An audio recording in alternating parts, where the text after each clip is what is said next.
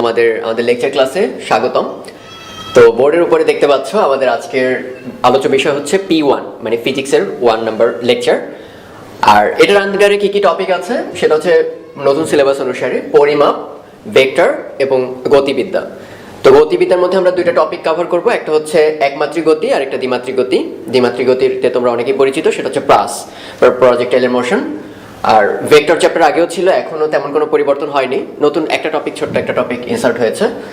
আর গতিবিদ্যাও complete আগের মতোই আছে। তো পরিমাপ চ্যাপ্টার তো বুঝতে পারছো যে আমরা আসলে পরিমাপ চ্যাপ্টার নিয়ে তেমন কোনো কথা বলবো না। তো আজকে আমাদের লিমিটেড থাকবো এই মোটামুটি তিনটা টপিকের উপর, ভেক্টর, 1D মোশন আর 2D মোশনের উপর। তো আলোচনা শুরু করা যাক ভেক্টর থেকে। তো আমরা আমাদের আলোচনা শুরু করছি। আমাদের আজকের আলোচ্য বিষয় হচ্ছে ভেক্টর বা দিক রাশি, তোমরা বাংলা যেটা বলবা। তো ভেক্টর আলোচনার মধ্যে এখানে আমাদের ক্লাসের ব্যাপারে একটু ক্লিয়ার করে নেওয়া উচিত, সেটা হচ্ছে আমরা এখানে অ্যাডমিশনের রিলেটেড টপিকগুলো পড়াবো। তো ভর্তি পরীক্ষার ক্ষেত্রে যেটা হয় যে তোমার ক্লাস টাইমগুলো থাকে খুব কনসাইজ, ফলাফল যেটা যে অনেকগুলো টপিক খুব অল্প সময়ের মধ্যে কভার করতে হয়। তো এই জন্য আমরা কিন্তু মোটামুটি ধরে নেব যে আমাদের সূত্রগুলো মনে আছে, কিংবা অ্যাটলিস্ট সূত্রের পরিচয়গুলো জানি।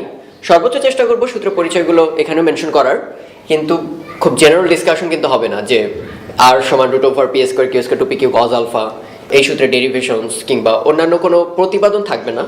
শুধুমাত্র বেশ কিছু প্রবলেম আমরা দেখাবো, সেই প্রবলেমগুলো কোয়েশ্চেন লিখে আমরা আলোচনার দিকে যাব। ওকে, তো তোমাদের যদি কারো কোনো প্রবলেম হয় ভেক্টর বা যে কোনো চ্যাপ্টার আলোচনা বুঝতে, অবশ্যই ওই রিলেটেড সূত্রটা, ডেরিভেশন কিংবা পরিচয়গুলো আরেকটু ডিটেল জেনে নেবা। আর এমনিতে যদি মানে পড়ার সময় কোনো প্রবলেম হয় তাহলে ভিডিওটা বারবার দেখবা, একটু পিছিয়ে দেখবা, পজ দিবা বারবার। তো ওকে, তো আমরা শুরু করতে যাচ্ছি। কিছু মিসকনসেপশন সেগুলো একটু ক্লিয়ার করে নেওয়া ভালো, যদি আমাদের এলাবোরেট সেন্সে খুব একটা লাগবে না, কিন্তু প্রায় আমি অনেক ক্লাসেই দেখছি এই সূত্রগুলো তারা ভুল করে। প্রথম কথা, যখনই কোনো একটা রাশি ভেক্টর, হ্যাঁ, তো তখন কিন্তু মাথায় রাখতে হবে ভেক্টরের দুইটা জিনিস অবশ্যই লাগবে। একটা হচ্ছে তার মান বা মডিউলাস, আর একটা হচ্ছে তার দিক, ডিরেকশন। তো এখানে একটা ব্যাপার কিন্তু খেয়াল রাখা উচিত যে আমরা যখন একমাত্রিক গতি নিয়ে আলোচনা করি তখন আসলে দিক উল্লেখের প্রয়োজন হয় না, কারণ ওখানে পসিবল দিক থাকে একটাই।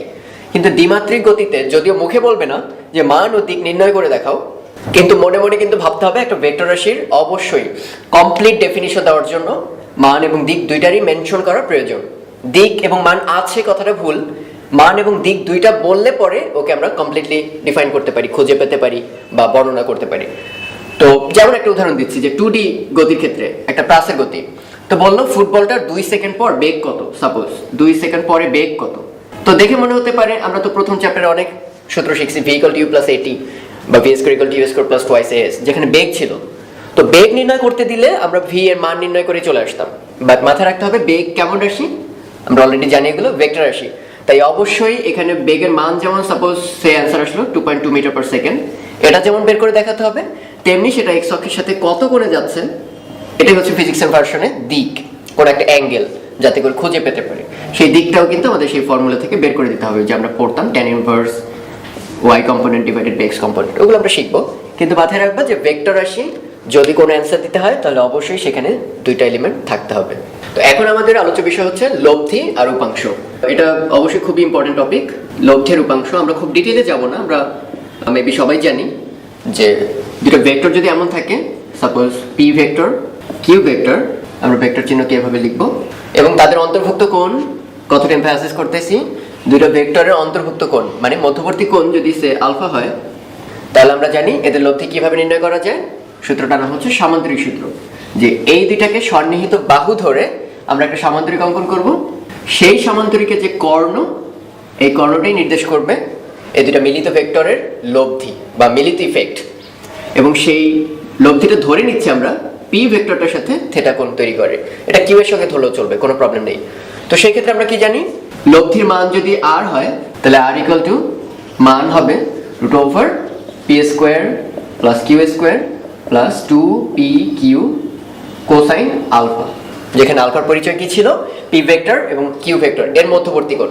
তো আমাদের অবশ্যই এইখানে একটা বিষয় ক্লিয়ার করতে হবে এবং এটা ক্লাসেও আমরা করব, সেটা হচ্ছে মধ্যবর্তী কোণ ভেক্টরের ক্ষেত্রে কিন্তু একটু স্পেশাল, তাই এটা অবশ্যই ক্লিয়ার করে দেবো আমরা যে মধ্যবর্তী কোণ কোনটাকে বলে ভেক্টরে। সাপোজ এই একটা ভেক্টর পি আর একটা ভেক্টর কিউ, এদের মধ্যবর্তী কোণ দেওয়া আছে 30 ডিগ্রি, এখানে কোনো প্রবলেম নেই। ওকে, এদের মধ্যবর্তী কোণ 30, যা লিখেছি তাই হচ্ছে মধ্যবর্তী কোণ।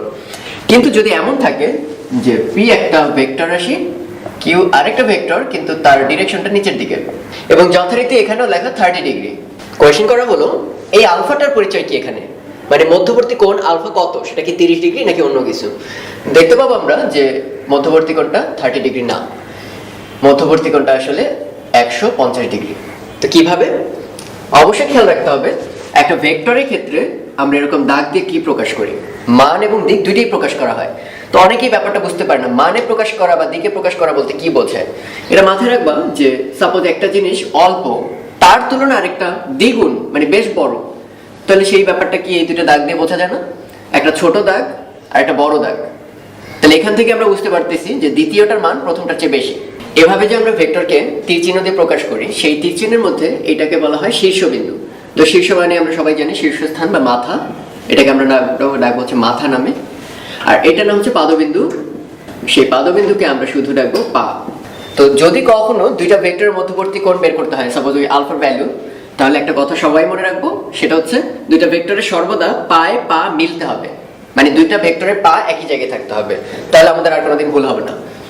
খেয়াল করে দেখো এটার মধ্যবর্তী কোণ কেন 30 ডিগ্রি ছিল, কারণ এই ভেক্টরটা পা এই যে এই পয়েন্টে, আবার এই যে ভেক্টরটা সেটার পাও কিন্তু এই পয়েন্টে। সো আমরা দেখতে পাচ্ছি এখানে কি পায়ে পা মিলছে, ফলে পায়ে পা মিললে যে অ্যাঙ্গেলটা দেওয়া থাকবে ওটাই হচ্ছে সরাসরি 30 ডিগ্রি হচ্ছে অন্তর্ভুক্ত কোণ।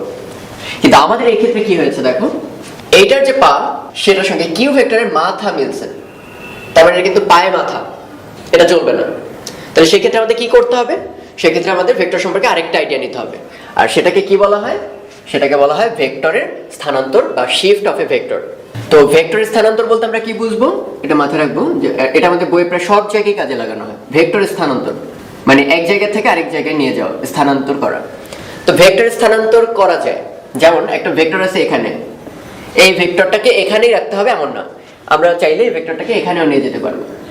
তো একটু যারা কেয়ারফুল তারা দেখেছো নিশ্চয়ই যে এই ভেক্টরটা আমি ওই ভেক্টরের সমান্তরালে এঁকেছি, মানে এই ভেক্টরটাকে যদি বর্ধিত করি তাহলে এই দুটা সমান্তরাল। আরো একটা ব্যাপার কিন্তু খেয়াল রাখতে হবে, সেটা হচ্ছে এই ভেক্টরের যতটুকু মান সেটা যদি 3 সেন্টিমিটার হয় দৈর্ঘ্যের, এটার যা মান এটার মানও একই রকম হতে হবে, এটারও 3 সেন্টিমিটার, ওই একই স্কেলে। তার মানে ভেক্টর স্থানান্তর করার শর্ত কয়টা, দুইটা।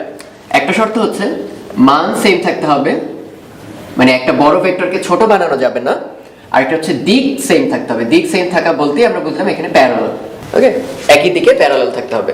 তো এই যদি হয় সিচুয়েশন, তাহলে আমরা ভেক্টরকে এক জায়গা থেকে আরেক জায়গায় সরিয়ে নিয়ে আসতে পারবো, আপত্তি নেই, দুটো ভেক্টর সেম কাজ করবে। তো আমরা আমাদের এই ক্ষেত্রে ভেক্টরকে স্থানান্তর করে কোণ নির্ণয় করতে পারবো কিভাবে, খেয়াল করো, ওই ভেক্টরটায় এটার পায়ে আরেকটা ভেক্টরের মাথা লাগছে, ফলে এই যে অ্যাঙ্গেলটা দেওয়া আছে সেটাকে আমরা কিন্তু অন্তর্ভুক্ত কোণ বা মধ্যবর্তী কোণ বলতে পারলাম না। তাহলে সেক্ষেত্রে কি করতে হবে, অবশ্যই পায়ে পা মিলাতে হবে। তো পায়ে পা মিলানোর জন্য কি করা যায়, খেয়াল করো, এই যে ভেক্টরটা আছে সেই ভেক্টরটার মাথা এখানে, তাহলে আমাদের করতে হবে কি, এই ভেক্টরটা যেখানে পা সেই পাটাকে এখানে আনতে হবে। কিভাবে আনা যায় দেখো, এই ভেক্টরটাকে এরকম স্লাইড করে নিয়ে আসবো, ঠেলে ঠেলে নিচে নিয়ে আসবো, তাহলে দেখো মানেও কোনো চেঞ্জ হলো না, দিকও কিন্তু একই দিক বরাবর আছে। এবার কিন্তু আমাদের সুবিধা হয়েছে, কারণ এখানে দেখো ওই ভেক্টরটার এখন পা, এবং অবশ্যই খেয়াল রাখবা আমরা যখন একটা ভেক্টরকে সরাই দিছি আরেক জায়গায়, তখন কিন্তু আগের ভেক্টরটা আর নাই, ওই ভেক্টরটাই এখন নিচে চলে আসছে। এখন দেখো প্রথম ভেক্টরটার পা যেখানে, দ্বিতীয় ভেক্টরটার পাও কিন্তু একই জায়গায়, এই অবস্থায় তাদের মাঝখানে যে কোণটা সেটাই হবে প্রকৃতপক্ষে মধ্যবর্তী কোণ। এবং এটা কত আমরা বুঝতে পারতেছি, টোটাল অ্যাঙ্গেলটা হচ্ছে 180 ডিগ্রি, তা থেকে 30 ডিগ্রি বিয়োগ করলে আমরা মধ্যবর্তী কোণ পাচ্ছি 150 ডিগ্রি। আমরা একটু আগেও তাই বলেছিলাম। তার মানে মধ্যবর্তী কোণ নির্ণয়ের ক্ষেত্রে কিন্তু অবশ্যই পায়ে পা মিলতে হবে। তবে এখানে কিন্তু একটা ভুল করা যাবে না, সেটা হচ্ছে সাপোজ একটা ভেক্টরের মাথা এখানে, আরেকটা ভেক্টরের মাথা এখানে, এবং এখানে অ্যাঙ্গেলটা লেখা 30 ডিগ্রি। তোমাকে যদি জিজ্ঞেস করা হয় পি ভেক্টর আর কিউ ভেক্টর এদের মধ্যবর্তী কোণ কত, তোমরা কি করতে পারো, যে এটার পা ওটার পা এক জায়গায় নিয়ে আসতে পারো, কিন্তু মজার ব্যাপার হচ্ছে সেটা লাগবে না। লাগবে না এই জন্য, আমরা যদি এটার পা আর মাথা শিফট করি, দ্যাট ইজ এরকম যদি সিচুয়েশন করি, এটাকে ঠেলে এই যে এই ভেক্টরকে ঠেলে নিচে নিয়ে আসলাম, আর এই ভেক্টরকে ঠেলে ওই দিকে নিয়ে গেল, তার মানে কি দুইটা ভেক্টরই পা এখন একই জায়গায়। তখন খেয়াল করো তখন অ্যাঙ্গেলটা কত, তখন অ্যাঙ্গেলটা 30 ডিগ্রি, কারণ এই অ্যাঙ্গেল দুটো পরস্পর বিপরীত কোণ। তো এই জন্য মাথায় রাখতে পারি আমরা যে সর্বদা পায়ে পা মিলতে হবে অথবা মাথায় মাথা, মানে দুইটা যদি একই জিনিস হয় তাহলে আমাদের অ্যাঙ্গেল নির্ণয় কোনো ঝামেলা নেই। মনে থাকবে? তো আমরা সূত্রগুলো আরেকবার একটু রিভিউ করে নিই। যদি একটা ভেক্টর থাকে পি, আরেকটা ভেক্টর যদি থাকে কিউ, এবং তাদের মধ্যবর্তী কোণ, নিশ্চয়ই এখন মনে থাকবে মধ্যবর্তী কোণ কি, তাদের মধ্যবর্তী কোণ যদি আলফা হয় তাহলে তাদের লব্ধির মান হবে সেই যে আমরা, কোনো প্লাস মাইনাস হবে না কিন্তু, কারণ লব্ধির মান কখনো নেগেটিভ হতে পারে না। যদি কোথাও নেগেটিভ দেখো ওটা বুঝবে দিক মেনশন করছে। সাপোজ একটা ভেক্টর যদি পূর্ব দিকে হয় তাহলে তার নেগেটিভ ভেক্টর হবে পশ্চিম দিকে, শুধুমাত্র দিক নির্দেশ করে মাইনাস 180 ডিগ্রি অপোজিট। সো এটা সবসময় পজিটিভ মানটা, p square plus Q square 2p/q cosine alpha. Okay, আর সেই সাথে যদি লব্ধি ভেক্টরটা যে কোনো একটা ভেক্টর, সাপোজ এখানে পি, তার সঙ্গে যদি থিটা কোণ তৈরি করে তাহলে আমরা জানি ট্যান থিটা সমান, সূত্রটা কি ছিল মনে করে দেখো তো, মনে পড়ার কথা। সূত্রটা ছিল এই, অ্যাঙ্গেলটা যার সাথে, কার সাথে, এখানে পি এর সাথে, সেই পি থাকবে আলাদা একা, আর যার সাথে না সেটা উপরে নিচে থাকবে। উপরে থাকবে সাইন আলফা, নিচে থাকবে কোসাইন আলফা। এবং মনে রাখার বুদ্ধিটা কি, খেয়াল করে দেখো, আবার বলতেছি, যার সাথে কোণ সে থাকবে একা, লিখে দিচ্ছি আমি, যার সাথে কোণ সে একা। আর এমন ভাবে দেখো, বাম পাশে আছে ট্যান থিটা, এটার উপরে থাকবে সাইন আলফা, নিচে থাকবে কোসাইন আলফা, যাতে মনে মনে ভাবতে পারো সাইন বাই কস যেন ট্যান। ওকে, মনে থাকবে? তো আমাদের প্রথম অঙ্কটা বলা আছে যে একটা ট্রাক উত্তর দিকে, এখানে নর্থ সাউথ ডিরেকশন দেখানো আছে, একটা ট্রাক উত্তর দিকে 25 কিলোমিটার গেল, এরপর উত্তরের সাথে 60 ডিগ্রি কোণ করে পশ্চিমে গেল। কথাটা আরেকবার বলতেছি, উত্তরের সাথে 60 ডিগ্রি কোণ করে পশ্চিমে গেল। সো দিকটাই বুঝতে পারতেছো, উত্তরের সাথে 60 ডিগ্রি কোণে পশ্চিম। আর যদি বলতো উত্তরের সাথে 60 ডিগ্রি কোণে পূর্ব, তাহলে ডান পাশে যেত।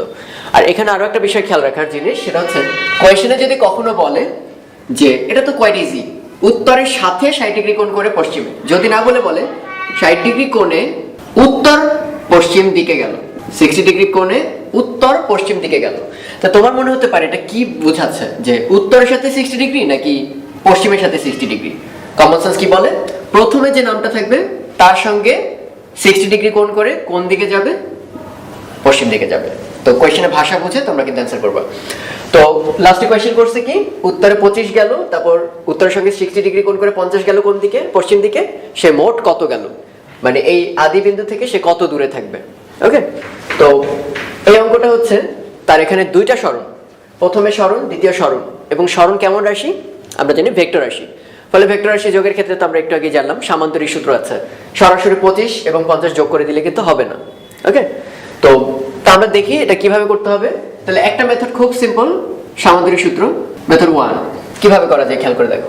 এই যে 25, তাহলে এই 25 বরাবর এইদিকে গেল 25। এরপরে ভেক্টরটা আমরা জানি, একটু আগে শিখাইছি আমরা কি, একটা ভেক্টর এখানে থাকলেও চলবে, এখানে থাকলেও চলবে, ভেক্টরকে স্থানান্তর করা যায়, কিন্তু শর্ত কি, এই ভেক্টর মানে এবং দিকে কিরকম থাকতে হবে, সেম থাকতে হবে। তাহলে ওই ভেক্টরটাই আমরা যদি এখানে না এঁকে এইখানে আঁকতে চাই, তাহলে অবশ্যই মান এবং দিকে ঠিক রাখতে হবে। ওকে, তাহলে মানের দিক থেকে কত থাকতে হবে, অবভিয়াসলি 50 কিলোমিটার আগে যা ছিল তাই, আর দিকের দিক থেকে এই যে এটার সাথে 60 ডিগ্রি কোণে, একইভাবে উত্তরের সাথে 60 ডিগ্রি কোণে, তার মানে মানও ঠিক আছে, দিকও ঠিক আছে। আমরা ভেক্টর দুইটাকে এভাবে লিখতে পারি।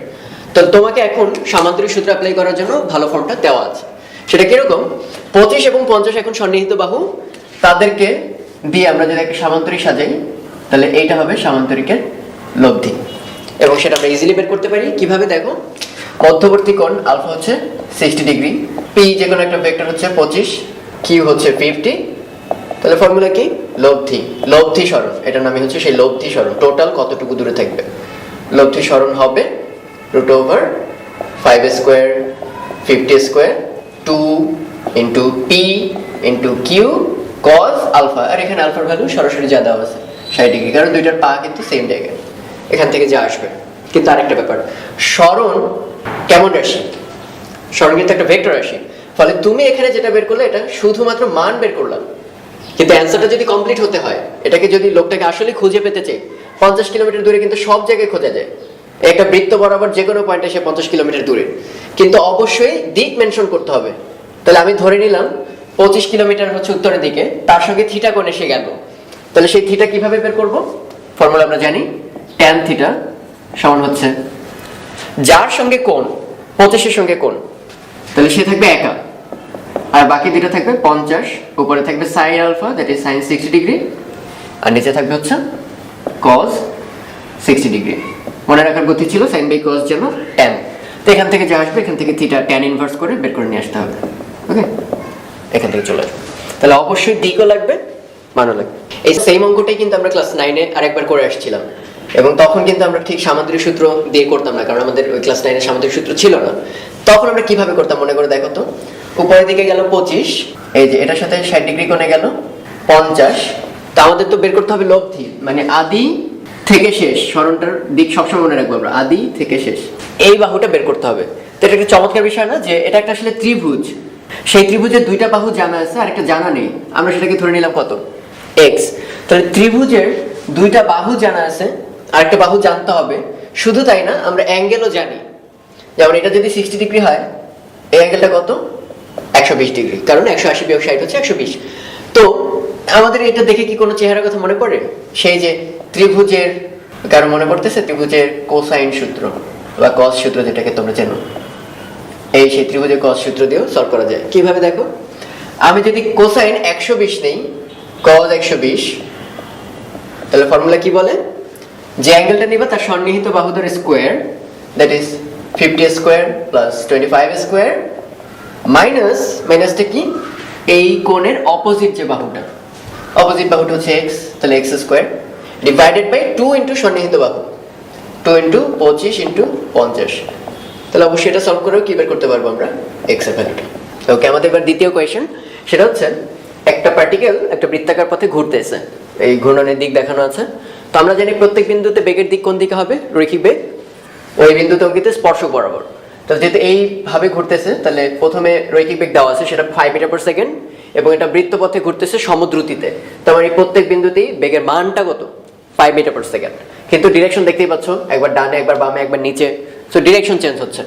তো আমরা জানি একটা ভেক্টর রাশি চেঞ্জের জন্য কিন্তু দিক চেঞ্জ হলেই ইনাফ, কারণ ভেক্টর চেঞ্জ হয় মানে, না হয় দিকে, অথবা উভয়। তো যেহেতু এখানে দিকের চেঞ্জ হচ্ছে, তাই যদিও মান চেঞ্জ হয় না, তারপরে কিন্তু ভেক্টর রাশিটার চেঞ্জ হবে, এবং কোয়েশ্চেনটা তাই করছে। যখন এ বিন্দু থেকে বি বিন্দুতে চলে আসছে, এটা হচ্ছে বি বিন্দু, এটা হচ্ছে এ, এটা হচ্ছে বি, এটা ভিবি, আর এটা হচ্ছে সি বিন্দু। তো কোয়েশ্চেন করছে যখন এ থেকে বিতে চলে আসছে, তখন দেখতে পাচ্ছ যদিও এখানে 5 এখানেও 5, কিন্তু ডিরেকশন আর সেম নেই। তো ওইটাই কত, এ থেকে বিতে যেতে, এটা একটা কোয়েশ্চেন, এবং এ থেকে সিতে যেতে বেগের পরিবর্তন কত। তো আমরা জানি বেগ একটা ভেক্টর রাশি, তাহলে বেগের পরিবর্তনটাও কেমন রাশি হবে, ভেক্টর রাশি। আর ভেক্টর রাশি নির্ণয় করার ক্ষেত্রে মান এবং দিক দুইটাই কিন্তু মাস্ট, দুইটাই আমার অ্যান্সারে বলে দিতে হবে। তো আমরা দেখি কিভাবে করব। সেটা হচ্ছে, আমরা জানি যে কোনো পরিবর্তন হচ্ছে শেষ বিয়োগ আদি, ঠিক আছে। তাহলে এ থেকে বিতে যায়, তাহলে আমরা বুঝতে পারতেছি যখন বিতে যায় তখন বেগটা হচ্ছে কত, ভিবি, আর যখন এতে ছিল তখন বেগটা ছিল ভিএ। তো যদিও দেখে মনে হচ্ছে লব্ধির অঙ্ক করতেছি, কিন্তু মাঝখানে মাইনাস কেন, কিন্তু অবশ্যই মনে রাখবো যে বেগ বা লব্ধির ক্ষেত্রে যোগ বা বিয়োগ কোনো ম্যাটার না। বিয়োগের মানে হচ্ছে যোগ করা উল্টানো রাশির ক্ষেত্রে। খেয়াল করে দেখো, এখানে ভিবি মাইনাস ভিএ, এটাকে লেখা যায় ভিবি প্লাস মাইনাস ভিএ। তার মানে মাইনাস ভিএ একটা ভেক্টর রাশি, ভিবি আরেকটা ভেক্টর রাশি, এই দুইটা ভেক্টর রাশিকে কি করব, লব্ধি করব। তো বুঝতে পারতেছো আমাদের এখানে ভিবি, ঠিক আছে, কোন দিকে, সেটা ভিবি নিচের দিকে, যার মান হচ্ছে কত, 5 মিটার পার সেকেন্ড। কিন্তু ভিএ কোন দিকে ছিল, ডান দিকে। কিন্তু আমার এখানে কোনটার সাথে লব্ধি করতে হবে, মাইনাস ভিএ। তার মানে যদিও এটা ছিল ডান দিকে, কিন্তু আমার নিতে হবে তার উল্টাটা, মাইনাস ভিএ। তাহলে এখানে এটার মানও 5, ওটার মানও 5, মান কিন্তু -5 না, মান কিন্তু 5। তাহলে এই দুইটা ভেক্টরের লব্ধি কি আমরা করতে পারবো না? অবশ্যই, কারণ মধ্যবর্তী কোণ 90 ডিগ্রি। কোয়াইট ইজিলি সামান্তরিক সূত্র দেখো, এই হচ্ছে লব্ধি। তো লব্ধি ধরলাম আর হবে √P square plus Q square plus 2 into 5 into 5 cos কত ডিগ্রি, আলফার ভ্যালু হচ্ছে 90 ডিগ্রি। তার মানে ওটা থাকলো না, আর এমনিতে সরাসরি আমরা লিখতে পারতাম। ওকে, এটা হচ্ছে 5.2 মিটার পার সেকেন্ড। এটা হচ্ছে বেগের পরিবর্তন, এবং তুমি ভাবলে একটু ক্যান্সেল করলেই চলবে, মোটেই না, কারণ বেগ একটা ভেক্টর, বেগের বিয়োগফল একটা ভেক্টর। তাহলে সেই সাথে আমার অ্যাঙ্গেলটাও দেখাইতে হবে।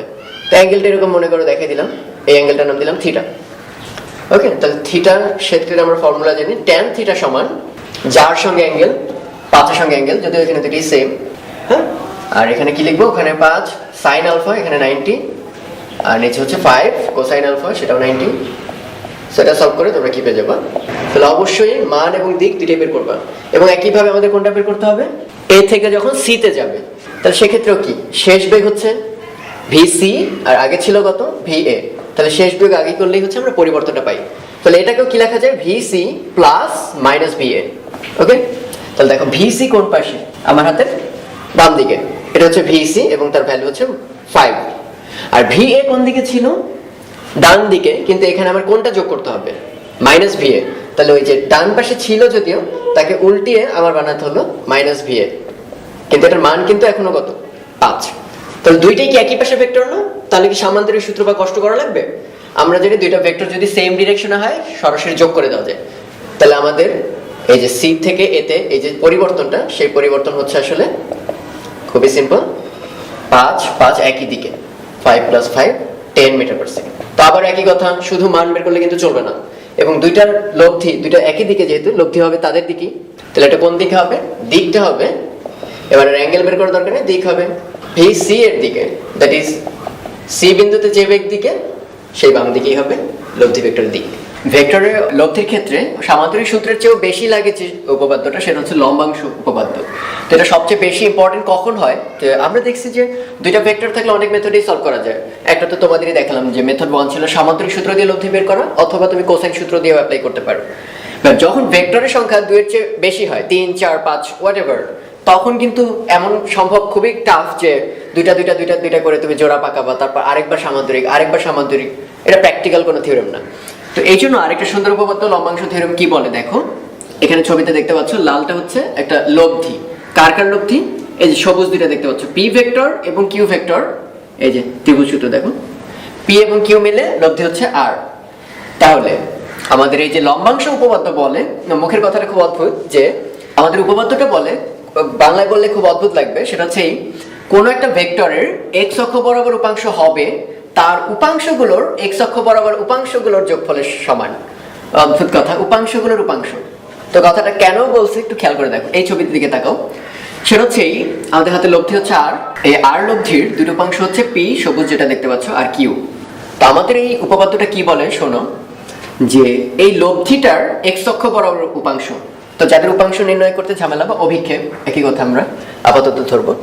সাপোজ এই যদি হয় একটা লাঠি, তো যখনই আমি বলবো এটার উপাংশ কিংবা এটার অভিক্ষেপ, তখনই মনে মনে ভাববা এই লাঠির দুই মাথায় লম্বভাবে দুইটা টর্চ লাইট ফেলতেছি। তো যদি এখান থেকে আলো ফেলো, তাহলে কি ঘটবে, এইখানে একটা বিন্দু আর এইখানে একটা বিন্দু, এই পুরো অংশটা থাকবে ছায়া, রাইট? তো এটাই হচ্ছে আমাদের অভিক্ষেপ।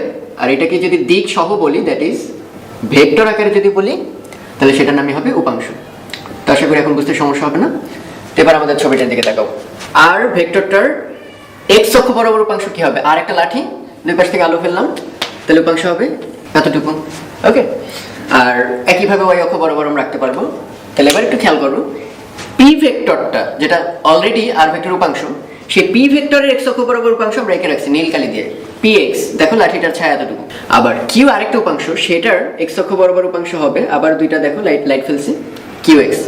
তাহলে আমি যদি জানতে চাই পি এর এক্স অক্ষ বরাবর উপাংশ প্লাস কিউ এর এক্স অক্ষ বরাবর উপাংশ, that is P x plus Q x, এর অর্থ হচ্ছে এক্স অক্ষ বরাবর পি ভেক্টর উপাংশ। তাহলে আমরা একটা লিখতে পারি P x vector plus Q x vector. এইটা যেটা দেখো লাল কালিটা কিন্তু অতটুকুই, আর লাল কালিটা কি ছিল, লব্ধি যে ভেক্টর সেটার উপাংশ এক্স অক্ষ বরাবর। তার মানে আমরা বলতে পারি কোন একটা ভেক্টর আর, যেমন এখানে আর, সেটার এক্স অক্ষ বরাবর উপাংশ, দ্যাট ইজ আর এক্স, হবে তার উপাংশ মানে পি কিউ, সেই উপাংশগুলোর এক্স অক্ষ বরাবর উপাংশের যোগফলের সমান। এবং একই কথা প্রযোজ্য কোন ক্ষেত্রে, ওয়াই এর ক্ষেত্রে, ওটা আমি দেখাচ্ছি না, P Y plus Q Y equal to হবে আর ওয়াই। তো এখানে খেয়াল রাখার বিষয়, এই যে ছোট ছোট লিখতেছি পি এক্স পি ওয়াই, এই জিনিসগুলো কিন্তু বের করতে অনেকেরই ঝামেলা হয়। এটাই হচ্ছে সেই উপাংশ, কোন একটা ভেক্টরের উপাংশ বের করা। যেমন এই পাশে লেখা কি এক্স, মানে এক্স অক্ষ বরাবর উপাংশ। তাই কারো যদি উপাংশ নির্ণয় ঝামেলা হয়, আমি এখন যে কথাটা লিখবো এটা খুব মনোযোগ দিয়ে মনে রাখবা। কোন ভেক্টরের যে কোনো দিকে উপাংশ, যে কোনো দিকে, যেমন এখানে আমাদের ক্ষেত্রে দিচ্ছে এক্স অক্ষ বরাবর, যে কোনো দিকে উপাংশ হবে মূল ভেক্টর, মানে যেটাকে তুমি ভাঙবা উপাংশে, সেই মূল ভেক্টর ইনটু ওই দিকের মূল ভেক্টর এবং ওই দিক যেটা বের করতে বলবা, ওই দিকের মধ্যবর্তী কোণ বলতে আমরা ক্ষুদ্র কোণ বুঝবো, সেই কোণের কোসাইন কজ। এবং আমরা মনে করি এটা সবাই জানো। সাপোজ এটা যদি একটা ভেক্টর হয় পি ভেক্টর, এই দিকের মধ্যবর্তী কোণ যদি থিটা হয়, তাহলে এই দিকে তার উপাংশ হবে মূল ভেক্টর পি ভেক্টর এবং ওই দিকের মধ্যবর্তী কোণের cosine, that is p cos theta. Okay, কিংবা এমন যদি হয় এই আরেকটা ভেক্টর সাপোজ আর, এইখানে উপাংশ কত হবে যেখানে এই অ্যাঙ্গেলটা হচ্ছে বিটা, তাহলে মূল ভেক্টর যাকে ভাঙবো ওই দিকে, মূল ভেক্টর ওই দিকের মধ্যবর্তী কোণের cosine, that is R cos beta. Suppose এই দিকে বের করতে বললাম, এটা সাপোজ থিটা, তাহলে মূল ভেক্টর এবং এই দিকের মধ্যবর্তী কোণের কোসাইন। অবশ্যই অবশ্যই মনে রাখবে আমরা এখানে বলতে লম্ব উপাংশগুলোই কিন্তু বোঝাই, যে কোনো দিক উপাংশ নিয়ে কিন্তু আমরা খুব একটা কাজ করি না। আমরা এখন দেখবো সূত্রটা কিভাবে পরীক্ষার খাতে অ্যাপ্লাই করা যায়। মানে অ্যাপ্লাই করার জন্য রুলটা হচ্ছে এমন, মনে করি এফ একটা ভেক্টর এবং তার উপাংশ হচ্ছে f1 f2 এবং f3, তার মানে f1 f2 f3 এই তিনটা ভেক্টর লব্ধি করলে আমরা পাবো কি f। তো আমরা সূত্রটা কি শিখলাম, সেই যে মূল ভেক্টরটা f তার x অক্ষ বরাবর উপাংশ, এখন আমরা বলতে পারবো সেটা কেমন। f এর x অক্ষ বরাবর উপাংশ হবে মূল ভেক্টর f, ওই দিকের মধ্যবর্তী কোণ কত, লাল অক্ষরে দেখো থিটা, তাহলে ওই দিকের মধ্যবর্তী কোণের কোসাইন f cos থিটা। আর তার উপাংশগুলো কি কি, f1 f2 f3, তাহলে যে কোনো একটা উপাংশ নিয়ে কাজ করি।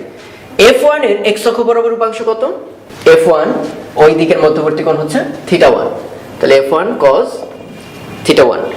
f2 এর x অক্ষ বরাবর উপাংশ কত, f2 cos থিটা 2। f3 এর x অক্ষ বরাবর উপাংশ হবে f3 cos থিটা 3। এরকম যদি আরো থাকতে পারে, কোনো সমস্যা নেই। এদের সবকটা উপাংশের x অক্ষ বরাবর উপাংশের যোগফল হবে কার সমান, লব্ধির x অক্ষ বরাবর উপাংশ, তাই f cos থিটা হবে প্রত্যেকটার ওই দিকের cos থিটার সমষ্টি। তাহলে একই কথা, এটা গেল x অক্ষ বরাবর, y অক্ষের দিকে কি হবে, জাস্ট রুলটা হচ্ছে যতগুলো এতক্ষণ cos লিখেছো সেগুলোকে রিপ্লেস করে দিবে sin দিয়ে। যত, আর তাহলে কষ্ট করতে হবে না পরীক্ষার হলে, যতগুলো খুব অ্যাঙ্গেলগুলো খুব সতর্কভাবে নির্ণয় করতে হবে। মানে অনেকেই ভাবতে পারো যেহেতু cos নিচ্ছি, cos এর ক্ষেত্রে তো clockwise angle anti clockwise angle এটা কোনো ম্যাটার করে না, যেমন cos থিটাও যে কথা মাইনাস থিটাও কিন্তু কি একই কথা। কিন্তু এটা দেখলে কিন্তু সবাই ভুলটা করবা যে cos এর ক্ষেত্রে একই কথা, sin এর ক্ষেত্রে কিন্তু একই কথা না। sin মাইনাস থিটা সমান আমরা জানি মাইনাস sin থিটা, তার মানে cos এর ক্ষেত্রে তুমি হয়তো একটা মাইনাস আসলো তুমি ওটা কনসিডার করলা না, মাইনাস 120 ডিগ্রির জায়গায় তুমি লিখে দিলে প্লাস 120 ডিগ্রি, cos এর ক্ষেত্রে কোনো ঝামেলা হবে না। কিন্তু যখন তুমি cos কে sin দিয়ে রিপ্লেস করতে যাবা, তখন ওই মাইনাস না দেওয়ার কারণে অ্যান্সার একটা মাইনাস আসা উচিত ছিল, সেটা কিন্তু আর আসবে না। ঠিক আছে, তো এটার জন্য বারবার বলতেছি, তুমি যদি অ্যান্টি ক্লকওয়াইজ অ্যাঙ্গেল নাও ওটা কিন্তু পজিটিভ দিবা, ক্লকওয়াইজ দিলে নেগেটিভ দিবা, সেই নেগেটিভ কিন্তু আবার সরাই দিবা না, ওটা সবসময় কিন্তু খেয়াল রাখতে হবে। তাহলে sin এর ক্ষেত্রে কি আসবে, y অক্ষ বরাবর উপাংশ হবে f, সব cos এর জায়গায় sin লিখে দেবো, তাহলে এখানে আসবে f1 sin theta 1 plus f2 sin theta 2 plus f3 sin theta 3, এই সবকটার যোগফল হবে f sin theta সমান। তো আমরা এইমাত্র এই জিনিসটা দেখতে পেলাম যে লব্ধির x অক্ষ বরাবর উপাংশ হবে উপাংশগুলোর x অক্ষ বরাবর উপাংশের যোগফল, আবার লব্ধির y অক্ষ বরাবর উপাংশ হবে উপাংশগুলোর y অক্ষ বরাবর উপাংশগুলোর যোগফল। তো এরপর কি কাজ আমাদের, এরপর কাজ হবে এই যে 1 নাম্বার যেটা সমীকরণ দেখতে পাচ্ছ আর 2 নাম্বার, তো ত্রিকোণমিতিতে আমরা প্রচুর করছি, এরকম সিচুয়েশন আসলে কি করি, স্কয়ার করে যোগ করে দিই। যোগ করলে কি হবে, এখানে আসবে f square cos square theta, নিচে আসবে f square sin square theta, তার মানে আলটিমেটলি থাকবে কি, আলটিমেটলি থাকবে হচ্ছে f স্কয়ার, আর f স্কয়ার পেলে কিন্তু আমরা f পেয়ে যাচ্ছি। তার মানে আমরা যদি স্কয়ার করে যোগ করি তাহলে আসলে কি পাবো, লব্ধির মান। ডান পক্ষে কিন্তু ওগুলো খেয়াল রাখবা, ডান পক্ষে কিন্তু এই সব কিছুর স্কয়ার, নিচের সব কিছুর স্কয়ারের যোগফল, তাহলে এখানে কিছু একটা পাবা, তারপর এখান থেকে সলভ করে f। তার মানে এই মেথডে আমরা কি পাচ্ছি, লব্ধির মান নির্ণয় করতে পারলাম। এখন আরেকটা জিনিস বাকি, সেটা হচ্ছে দিক নির্ণয় করা। তো দিক নির্ণয় করা কোয়াইট সিম্পল, এখানে আছে f sin থিটা, উপরে আছে f cos থিটা, তাহলে 2 নাম্বার ইকুয়েশনকে যদি 1 নাম্বার ইকুয়েশন দিয়ে ভাগ করো তাহলে কি পাচ্ছো, f কাটা যাবে, থাকবে sin by cosine, that is tan theta, আর ডান পাশে কিছু একটা থাকবে, এই যে 2 নাম্বারে যা যা আছে ডিভাইডেড বাই 1 নাম্বারে যা যা আছে, সলভ করে কিছু একটা মান পাবা, এটা সলভ করে tan ইনভার্স করে, ওকে, তাহলে এখান থেকে দিকও পাওয়া যাচ্ছে, তাহলে লব্ধির মানও পাচ্ছি আমরা, দিকও পাচ্ছি, ফলাফল লব্ধিটা পাচ্ছি। তাহলে অনেকের কাছে মনে হচ্ছে লম্বাংশ উপপাদ্যটা ভর্তির সময় কাজে লাগে, এর আগে কখনো খেয়াল করি নাই বা দেখি নাই। আসলে লম্বাংশ উপপাদ্যটাই তোমরা সবার আগে শিখছো, মানে যতগুলো থিওরেম শিখছো, সামান্তরিক সূত্র বলো আর যাই বলো, তারও আগে থেকে তোমরা লম্বাংশ সূত্রটা পারো। যাদের বিশ্বাস হয় না তারা একটু এই উদাহরণটা খেয়াল করো, যে এত সিম্পল একটা এক্সাম্পল আমরা কেন অ্যাডমিশন কোচিং এর মতো জিনিসটা দেখাচ্ছি, একটু খেয়াল করে দেখবা। প্রায় এরকম অঙ্ক থাকে, পি একটা ভেক্টর যার মান দেওয়া আছে এরকম twice I plus thrice J. I J তো মনে আছে নিশ্চয়ই, এক্স অক্ষ বরাবর এবং ওয়াই অক্ষ বরাবর একক ভেক্টর। কিউ ভেক্টরকে লেখা যায় সাপোজ এরকম দেওয়া আছে 4i প্লাস 2j। এরপর কোয়েশ্চেন করলো তাহলে বের করো তো পি প্লাস কিউ কত। তো আমাদের এতক্ষণের জানা নলেজ অনুসারে কি বলতে পারি, পি প্লাস কিউ আসলে কি, লব্ধি। কিন্তু তোমাদের কারোই কিন্তু কোনো সমস্যা হয় নাই এই অঙ্কটা করতে। সিম্পলি এটা যদি 2 3 4 2 হয়, কি করছো এখানে 6i 4 আর 2 6, এখানে কি করছি 3 আর 2 5। আচ্ছা খেয়াল করে দেখছো তোমরা আসলে কি করছো, তোমরা যেটা করছো সেটাই হচ্ছে লম্বাংশ উপপাদ্য। কিভাবে দেখো, পি প্লাস কিউ হচ্ছে লব্ধি আর, তাহলে আর এর উপাংশ কারা, পি আর কিউ। আচ্ছা পি আর কিউ কে কি ফর্মে লেখা খেয়াল করে দেখছো কেউ, আই ফর্মে লেখা, জে ফর্মে লেখা। আই কি ছিল, এক্স অক্ষ বরাবর উপাংশ, জে কি ছিল, ওয়াই অক্ষ বরাবর উপাংশ।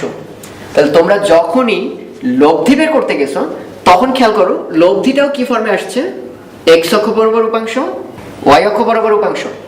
এবং আমরা মাত্রই বললাম লব্ধির এক্স অক্ষ বরাবর উপাংশ হবে, দ্যাট ইজ 6i। সেটা আসলে কার থেকে নিয়ে আসছো, এই লব্ধির যে উপাংশগুলো ছিল পি আর কিউ, এই যে 2 আর 4, এই দুটো যোগফলই কিন্তু 6।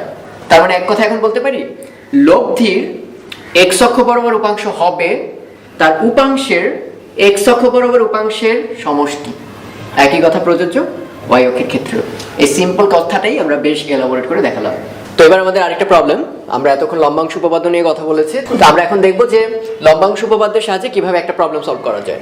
তো আমাদের কোয়েশ্চেনটা দেওয়া আছে এমন, দেখবা যে 1 Newton 2 Newton 3 Newton 4 Newton 5 Newton, এরকম 5টা বল একটা এই যে হেক্সাগন দেখতে পাচ্ছ, রেগুলার হেক্সাগন বা সুষম ষড়ভুজ, তার মানে এই প্রত্যেকটা বাহু সমান, এই অ্যাঙ্গেলগুলো সব সমান। তো এরকম একটা সুষম ষড়ভুজ আছে, সেই ষড়ভুজটার প্রত্যেক কর্ণগুলো বরাবর দেখতে পাচ্ছি কি এরকম 5টা বল কাজ করতেছে। তো 5টা বল অবভিয়াসলি 2টা বলের চেয়ে অনেক বেশি। তো এখন কি আমরা সেই সামান্তরিক সূত্র দিয়ে অঙ্ক করব না, আমরা এতক্ষণ ধরে এত কথা বলেছি শুধুমাত্র এই কথাটা বলার জন্য, যেরকম যদি মাল্টিপল ফোর্স থাকে বা ভেক্টর থাকে তাদের লব্ধির ক্ষেত্রে সবচেয়ে সুন্দর থিওরি হচ্ছে লম্বাংশ উপপাদ্য। তো থিওরিটা কিভাবে আমরা অ্যাপ্লাই করব এটা সলভ করতে গিয়ে আমরা বুঝবো। কোয়েশ্চেনটা কোয়াইট সিম্পল, 5টা বল দেওয়া আছে, এই বলের লব্ধির মান কত, লব্ধির দিক কত। ওকে, তো আমরা এখন প্রবলেমটা সলভ করতে যাচ্ছি। এই টাইপের যত প্রবলেম সব একই মেথডে সলভ করব। সেটা কি, আমরা আন্দাজে ধরে নেব লব্ধি এই দিকে, আর যেটা এই অক্ষ বরাবর এইটাকে আমরা ধরবো এক্স অক্ষ, সেই লব্ধি আর এক্স অক্ষের সঙ্গে আমরা ধরবো কত কোণ তৈরি করছে, থিটা। তাহলে বলে ফেলো তো, আর ভেক্টর বা লব্ধি ভেক্টর এক্স অক্ষ বরাবর উপাংশ হবে মূল ভেক্টর এবং ওই দিকের মধ্যবর্তী কোণের কস। তাহলে সেটা কত দাঁড়ালো, আর কস থিটা। এটা হবে লম্বাংশ উপপাদ্য অনুসারে, এটা যতগুলো ভেক্টর দ্বারা গঠিত, কি কি দ্বারা গঠিত, 1 2 3 4 5 নিউটন, এই ভেক্টরগুলো দ্বারা গঠিত, তাদের সবারই এক্স অক্ষ বরাবর উপাংশগুলোর সমষ্টি। তো এক্স অক্ষ বরাবর তাদের সবার যদি উপাংশ চাই তাহলে অবশ্যই সবাই এক্স অক্ষের সাথে কত কোণ তৈরি করছে সেটা অবশ্যই আমাদের জানতে হবে। আর সেটা জানাও কোয়াইট সিম্পল, যেহেতু আমরা এটাকে বলে দিছি সুষম ষড়ভুজ, যেহেতু আমরা এটাকে সুষম ষড়ভুজ বলছি, তাহলে একটু খেয়াল করে দেখো সুষম ষড়ভুজের ক্ষেত্রে ফর্মুলা কিন্তু খুবই সিম্পল। সেটা হচ্ছে এরকম সুষম যদি বলে দেয় তাহলে তোমার ষড়ভুজ অষ্টভুজ নিয়ে আর কোনো সমস্যা নেই। এরকম এন গণ বললাম, এন গণ মানে হচ্ছে এন ভুজ। এটা যদি এরকম নিয়মিত বা সবকটা সমান বাহু হয় তাহলে মনে রাখবা তাদের মোট কোণের সমষ্টি আর কি। এটা বলতে কি বোঝাচ্ছি, ত্রিভুজের 3 কোণের সমষ্টি কত, 180 ডিগ্রি, চতুর্ভুজের ক্ষেত্রে 360 ডিগ্রি। ওকে, সেই রকম মোট কোণ হবে 2 × n-2 সমকোণ। এই সূত্রটা সবাই মনে রাখবো আমরা, 2 × n-2 সমকোণ। অন্য কথায় বললে 2 × n-2 × 90 ডিগ্রি। তাহলে বলো তো আমাদের এই ক্ষেত্রে কত হবে, সুষম ষড়ভুজ, তার মানে ভুজের সংখ্যা হচ্ছে 6টা, 6 - 2 × 90 ডিগ্রি। তাহলে কত থাকলো, 2 × 4 × 90। তাহলে 4 9 36 × 72 720 ডিগ্রি। তাহলে বলতে পারো এক একটা অ্যাঙ্গেল কত, এক একটা অ্যাঙ্গেল হবে 720 ডিগ্রি ডিভাইডেড বাই 6, কারণ মোট অ্যাঙ্গেল 6টা, তাহলে এক একটা অ্যাঙ্গেল হবে 120 ডিগ্রি। তাহলে আমরা কোয়াইট সিম্পল যে এরকম যদি একটা ষড়ভুজ থাকে সুষম, সেটা টোটাল অ্যাঙ্গেল হচ্ছে 720, আর এই এক একটা অ্যাঙ্গেল হচ্ছে 120, এই অ্যাঙ্গেলটা হচ্ছে 120। তাহলে বলো দেখি এই অ্যাঙ্গেলটা কত, 120 এর অর্ধেক 60 ডিগ্রি, এই অ্যাঙ্গেলটা কত হবে, 60 ডিগ্রির অর্ধেক দ্যাট ইজ 30 ডিগ্রি। আচ্ছা বলো তো এই অ্যাঙ্গেলটা কত, 0 ডিগ্রি। তারপরে আমরা আসলে সব অ্যাঙ্গেলই এখান থেকে বলতে পারবো। তাহলে আমরা দেখলাম লব্ধির এক্স অক্ষ বরাবর উপাংশ হবে উপাংশগুলোর এক্স অক্ষ বরাবর উপাংশগুলোর যোগফল। তাহলে উপাংশগুলো কি কি, 1 নিউটন, সেই উপাংশগুলো নিলেই চলবে না, সেই উপাংশগুলোর এক্স অক্ষ বরাবর উপাংশ তাহলে 1 নিউটনের x অক্ষ বরাবর উপাংশ কত হবে দেখো, 1 নিউটন আসেই x অক্ষ বরাবর, তাহলে আমরা বলতে পারি 1 cos 0 ডিগ্রি মূল ভেক্টর, আর যে দিকে বের করতে বলছি সেই দিকের মধ্যবর্তী কোণে cos, তাহলে যে দিকে আছে অলরেডি ওই দিকেই বের করতে বলছি, মধ্যবর্তী কোণ কত হবে 0 ডিগ্রি। তাহলে একইভাবে এবার 2 নিউটন বলতে পারবো অবশ্যই, 2 নিউটনের সঙ্গে কত করছে একটু আগের ছবিতে আমরা দেখাইছি, সেটা 30 ডিগ্রি। সো 2 কোসাইন 30 প্লাস আরো 30, তাহলে 3 কোসাইন 60 প্লাস আরো 30, তো 60 এর 30 কত হবে 4 কোসাইন 90 প্লাস 5 কোসাইন 90 আর 30 120, ব্যাস হয়ে গেল। লব্ধির x অক্ষ বরাবর উপাংশ, উপাংশগুলো যেগুলো আছে 1 2 3 4 5 সেগুলোর x অক্ষ বরাবর উপাংশের যোগফল। এই একই কথা আবার কার ক্ষেত্রে প্রযোজ্য, y অক্ষের ক্ষেত্রে। তাহলে আমরা কি আবার কষ্ট করব y অক্ষের দিকে কত অ্যাঙ্গেল করে, আর কষ্ট না, যেহেতু আমরা এটা বুঝে করছি সব কয়টা cos কে এখন ধরে ধরে আমরা sin বানিয়ে দেব, cos কনভার্টেড টু sin। তাহলে এখানে r cos θ এর জায়গায় sin, 1 cos 0 সেখানে হবে sin 0, 2 cos 30 জায়গায় sin 30 এবং এভাবে ব্লা ব্লা, 3 sin 60 plus 4 sin 90 plus 5 sin 120। তো ক্যালকুলেটরে সলভ করে অবশ্যই একটা মান পাবা, ডান পাশে একটা পাবা। তাহলে আমাদের এরপরে ডিউটি কি, দুইটা স্কোয়ার করে যোগ করা। তাহলে বাম পাশে পাবা আর স্কোয়ার, ডান পাশে কিছু একটা মান পাবা। তাহলে এখান থেকে সলভ করে আর বের করে ফেলবো। তাহলে আমরা আর এর মান পেলাম, মানে লব্ধির মান, আর দিক কি বলছি এই দুটোকে ভাগ করো। তাহলে ভাগ করলে কি দাঁড়াবে, আর সাইন থেটা ডিভাইডেড বাই আর cosine theta, that is tan theta. তার মানে থেটা পেয়ে যাচ্ছ, এটাই হচ্ছে দিক ফিজিক্সের ভাষায়। ওকে, তাহলে ট্যান থেটা সমান ওখানে যা আসবে উপরে একটা মান আসবে নিচে একটা মান আসবে, এবং সেটা সলভ করলে থিটাটাও পেয়ে যাবো। দ্যাট ইজ আমরা এখন পেলাম দিক। তাহলে মান আর দিক দ্যাট ইজ আমরা লব্ধি পেয়ে গেছি। তো আমরা এক নজরে এখন ভেক্টরের বাকি থিওরেমগুলো একটু জেনে নেই, এরপর আমরা ম্যাথমেটিক্যাল প্রবলেমগুলো দেখাবো। তো আমরা অলরেডি ভেক্টরের গুণের ক্ষেত্রে কি জানলাম, যে দুটো ভেক্টর যদি এমন হয় এ আর বি এবং তাদের মধ্যবর্তী কোণ অবশ্যই নিশ্চয়ই বুঝে গেছো, ক্ষুদ্র কোণ এবং মধ্যবর্তী কোণ বলতে আমরা কি বুঝবো, দুইটা পা একই জায়গায়।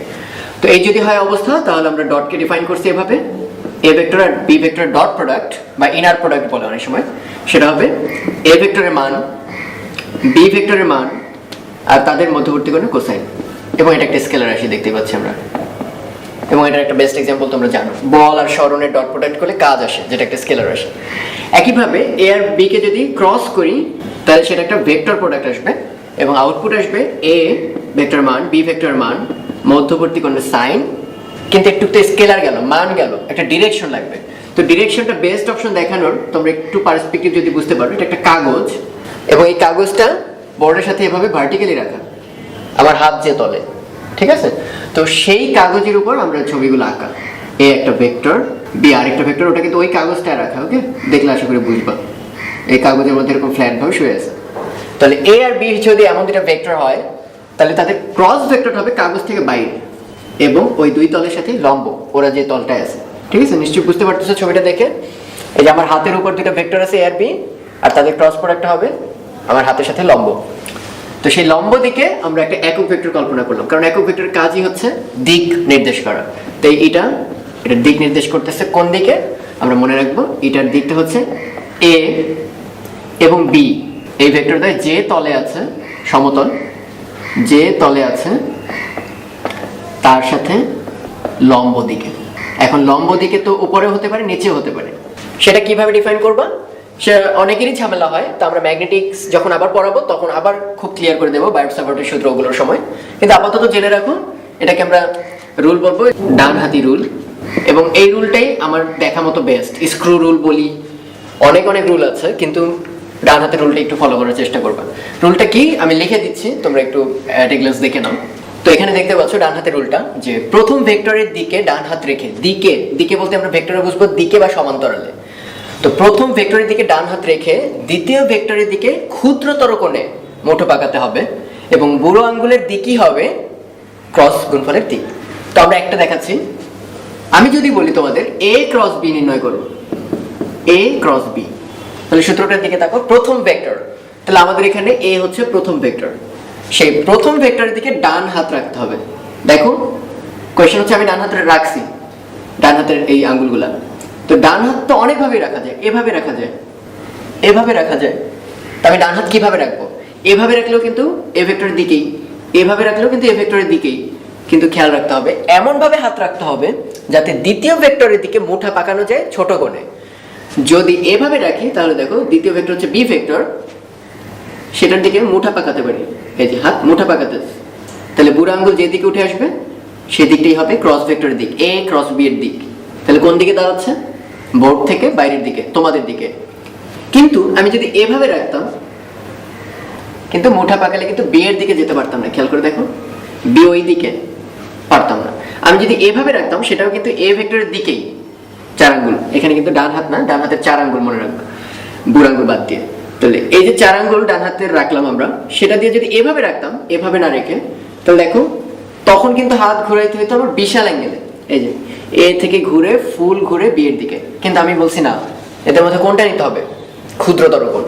তাহলে আমি যদি এভাবে হাত রাখি আমার বৃহত্তর কোণ ঘুরে আসতে হবে, আর যদি উপরের দিকে রাখি ক্ষুদ্রতর কোণেই ঘুরতে পারলাম। তাহলে এই বুড়ো আঙ্গুলের দিকে হবে ক্রস ভেক্টরের দিক। এবং এটাকে কিভাবে দেখায়? খুবই সিম্পল একটা ওয়ে আছে, খেয়াল করে দেখো, এটা একটা তীর। তো তীরের মাথা যদি তোমার চোখের সামনে আসতে থাকে তাহলে তুমি কি দেখতে পাবা? সিম্পলি একটা বিন্দু না? তাহলে দেখো এই যে আমার বুড়ো আঙ্গুলটা তোমাদের দিকে তীরের মতো চলে আসতেছে, তাহলে তোমরা দেখতে পাচ্ছ একটা বিন্দু। তাই আমি এইখানে একটা গোল্লা চিহ্ন দিয়ে মাঝখানে বিন্দু এঁকে দিয়েছি, তার অর্থ হচ্ছে ক্রস ভেক্টরটা তোমাদের দিকে। কিন্তু আমি যদি বলতাম বি ক্রস এ, তখন প্রথম ভেক্টর কোনটা? B vector. তো বি ভেক্টরের দিকে তো আমি এভাবে হাত রাখতে পারি, এভাবে হাত রাখতে পারি, এভাবে হাত রাখতে পারি, এভাবে হাত রাখতে পারি। কোনটা রাখবো? যথারীতি যেভাবে হাত রাখলে ক্ষুদ্র কোণে মুঠা পাকানো যায়। দেখো এই ক্ষুদ্রতর কোণে মুঠা পাকাইছি, তাহলে আমার বুড়ো আঙ্গুলটা কিন্তু বোর্ড বরাবর ঠেলে ভেতরে ঢুকে যাচ্ছে। তাহলে সেই ক্ষেত্রে আমরা কিভাবে দেখাই? একটা তীরের পেছনে এরকম পাখা থাকে, ফেদার্স, তো ওইটার দিকে যদি তাকাই তাহলে তোমরা দেখতে পাবা যে এই পাশে যদি তাকানো হয় তাহলে তোমরা পেছন ভাগটা দেখতে পাবে, এবং ওইটা ফেদারটা জাস্ট একটা ক্রসের মতো দেখাবে। তাই দেখো বি ক্রস এ ভেতরের দিকে ঢুকে যাচ্ছে, তাই ভেতর বলে আমরা তীর চিহ্নের মানে তীরের পেছন ভাগটা দেখাই ক্রস দিয়ে। ওকে, মনে থাকবে?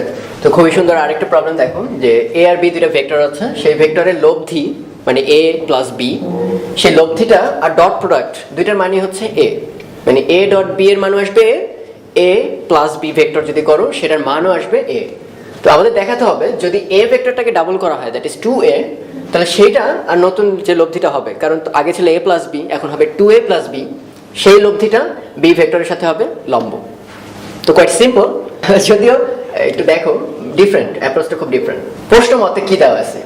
এ ভেক্টর আর বি ভেক্টরের লব্ধিটা আমরা জানি এ প্লাস বি ভেক্টর, তাদের মান, হ্যাঁ এটাই হচ্ছে এ, এবং ডট প্রোডাক্ট উভয়ের মানে হচ্ছে এ। তাহলে একটু খেয়াল করে দেখো, ভেক্টরের ক্ষেত্রে একটা জিনিস তোমরা মনে রাখবা, যে আমরা জানি উভয় পাশকে স্কোয়ার করতে পারি, তো স্কোয়ার করা মানে কি? একই জিনিস দিয়ে গুণ করা। তো ডটের ক্ষেত্রেও কিন্তু একই কথা, যে ভেক্টরের ক্ষেত্রে যখন আমরা স্কোয়ার করবো এটার মানে হচ্ছে একই জিনিস বা একই ভেক্টর দিয়ে ডট করা। যেমন দেখো এ ভেক্টর ডট এ ভেক্টর, এর মানে কি? এ বি কস থিটা, সেই বি এর মানও এ, আর যেহেতু একই ভেক্টর মধ্যবর্তী কোণ কত? 0 ডিগ্রি, তার মানে দেখো a square cos 0 value 1, that is a square. তার মানে স্কোয়ার করার অর্থ হচ্ছে আসলে সেম জিনিস দিয়ে ডট করা ভেক্টরকে। তা আমরা উভয় পাশকে যদি স্কোয়ার করি এ প্লাস বি, এটা যে কথা হবে এটাও কিন্তু একই কথা, যে ভেক্টর ফর্মে যদি লিখি এ প্লাস বি একই জিনিসকে তার এই একই জিনিস দিয়ে যদি ডট করে দিই, ডটগুলো কিন্তু খুব স্পষ্ট করে দিবা। আর এ স্কোয়ারকে লিখতে পারি a vector dot a vector. তাহলে দেখো আমরা এরকম বন্টন সূত্র অনুসারে লিখতে পারি এ dot a plus A dot B plus B dot a plus B dot b, ডান পাশে আছে এ ডট এ। তো এখন খেয়াল করে দেখো এ ডট এ আর এ ডটে কাটা, এবং আমরা এটাও জানি ডট প্রোডাক্ট কিন্তু বিনিময় সূত্র মানে এ ডট বি যে কথা এ বি কস থিটা, এটা বি ডট এও একই কথা B A cos theta, scalar মান কোনো পার্থক্য নেই। তাহলে A dot B B dot A আমরা একবারে লিখতে পারি এ dot B plus A dot B, B dot A লেখার দরকার নেই, প্লাস বি ডট বি আছে অলরেডি, ডান পাশে হচ্ছে 0। তো দেখো আমরা এ ডট বি দুইবার, তাহলে আমরা একবারে লিখতে পারি 2 A dot B plus B dot B equal to 0। তাহলে এখানে আমরা কমন নিতে পারি কি 2a plus B dot B সমান 0। তো এই দুইটা ভেক্টরের মধ্যে কোনোটাই তো 0 না, নন জিরো একটা ভেক্টর, তাহলে বি কিন্তু 0 ধরবো না, বি ভেক্টরের মান 0 না। তো এটা যদি 0 না হয় তাহলে অবশ্যই কে 0? অবশ্যই 2a প্লাস বি, এটাও 0 না, কারণ দুইটা নন জিরো জিনিস তাদের যোগফল 0 হয়ে যাচ্ছে। তাহলে 2a plus B dot B equal to 0, দুইটা জিনিসের ডট প্রোডাক্ট কখন 0 হয়? মনে আছে কারো যে ডট 0 হয়? এটাকে আমরা শর্টে মনে রাখি, দুইটা জিনিসের ডট যদি 0 হয় তাহলে তারা পরস্পর লম্ব। এবং এটা মনে রাখবে এভাবে, আমাদের সবাই বলতো লম্বট, মানে দুইটা জিনিসের ডট যদি শূন্য হয় দুইটা ভেক্টরের, ওই ভেক্টর দুইটা পরস্পর লম্ব। আর দুইটার যদি ক্রস জিরো হয় তাহলে এদের পরস্পর সমান্তরাল। আশা করি আমরা সবাই জানি। তাহলে দেখো এই একটা ভেক্টর, কারণ দুইটা ভেক্টর যোগফল একটা ভেক্টর, নাম দিলাম সাপোজ সি, আর আরেকটা ভেক্টর বি, তাদের ডট শূন্য, তাহলে আমি কি বলতে পারি এই ভেক্টরটা আর বি ভেক্টরটা পরস্পর লম্ব। আমরা কিন্তু কোয়েশ্চেনও তাই বলছি। যদি এ কে 2 গুণ করা হয়, তাকে দেখো এখানে এ কে 2 গুণ করা হয়েছে 2a, এবং আগে ছিল এ আর বি, লব্ধি ছিল a প্লাস বি, আর এখন 2a R b, that is লব্ধি হবে 2a প্লাস b। তার মানে এখন যদি ডাবল করা হয় এবং লব্ধি নেওয়া হয়, সেই লব্ধি হবে বি ভেক্টরের সাথে লম্ব, এবং আমরা তাই পাচ্ছি এই লব্ধি হবে বি ভেক্টরের সাথে ডট প্রোডাক্ট করে শূন্য, তার মানে তারা পরস্পর লম্ব।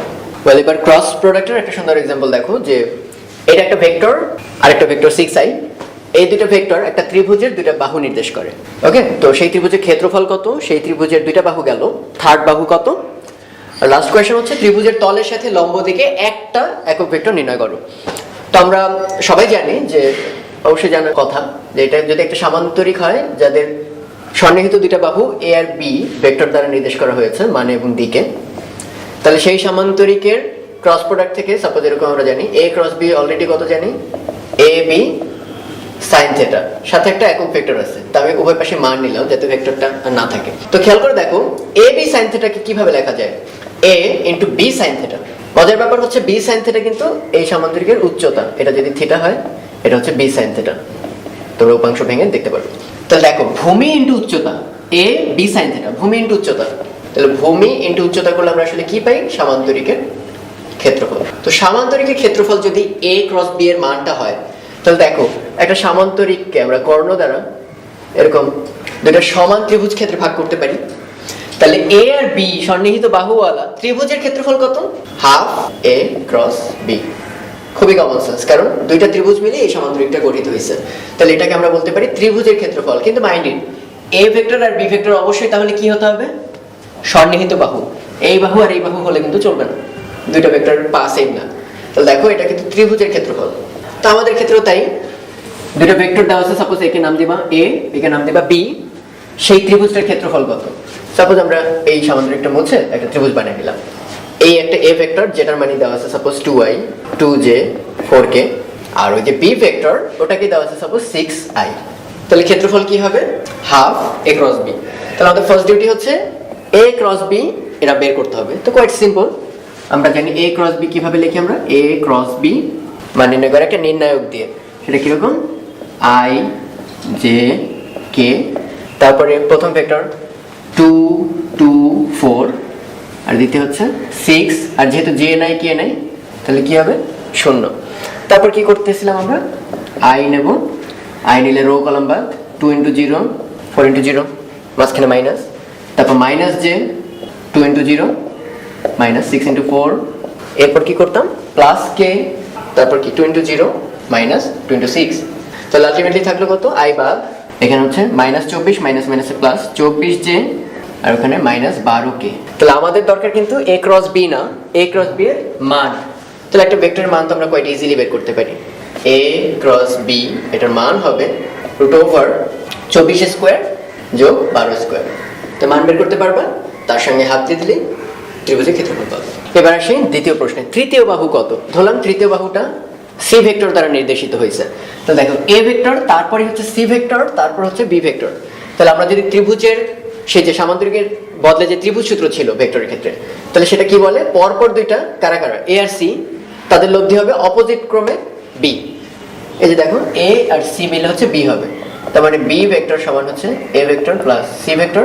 কিন্তু আমার তো তৃতীয় বাহু হচ্ছে সি, আমাকে বের করতে হবে তাহলে সি, অর্থাৎ সি ভেক্টর সমান B vector minus A vector. তাহলে বি ভেক্টর কত, 6i মাইনাস এ ভেক্টর কত, 2i plus 2j plus 4k।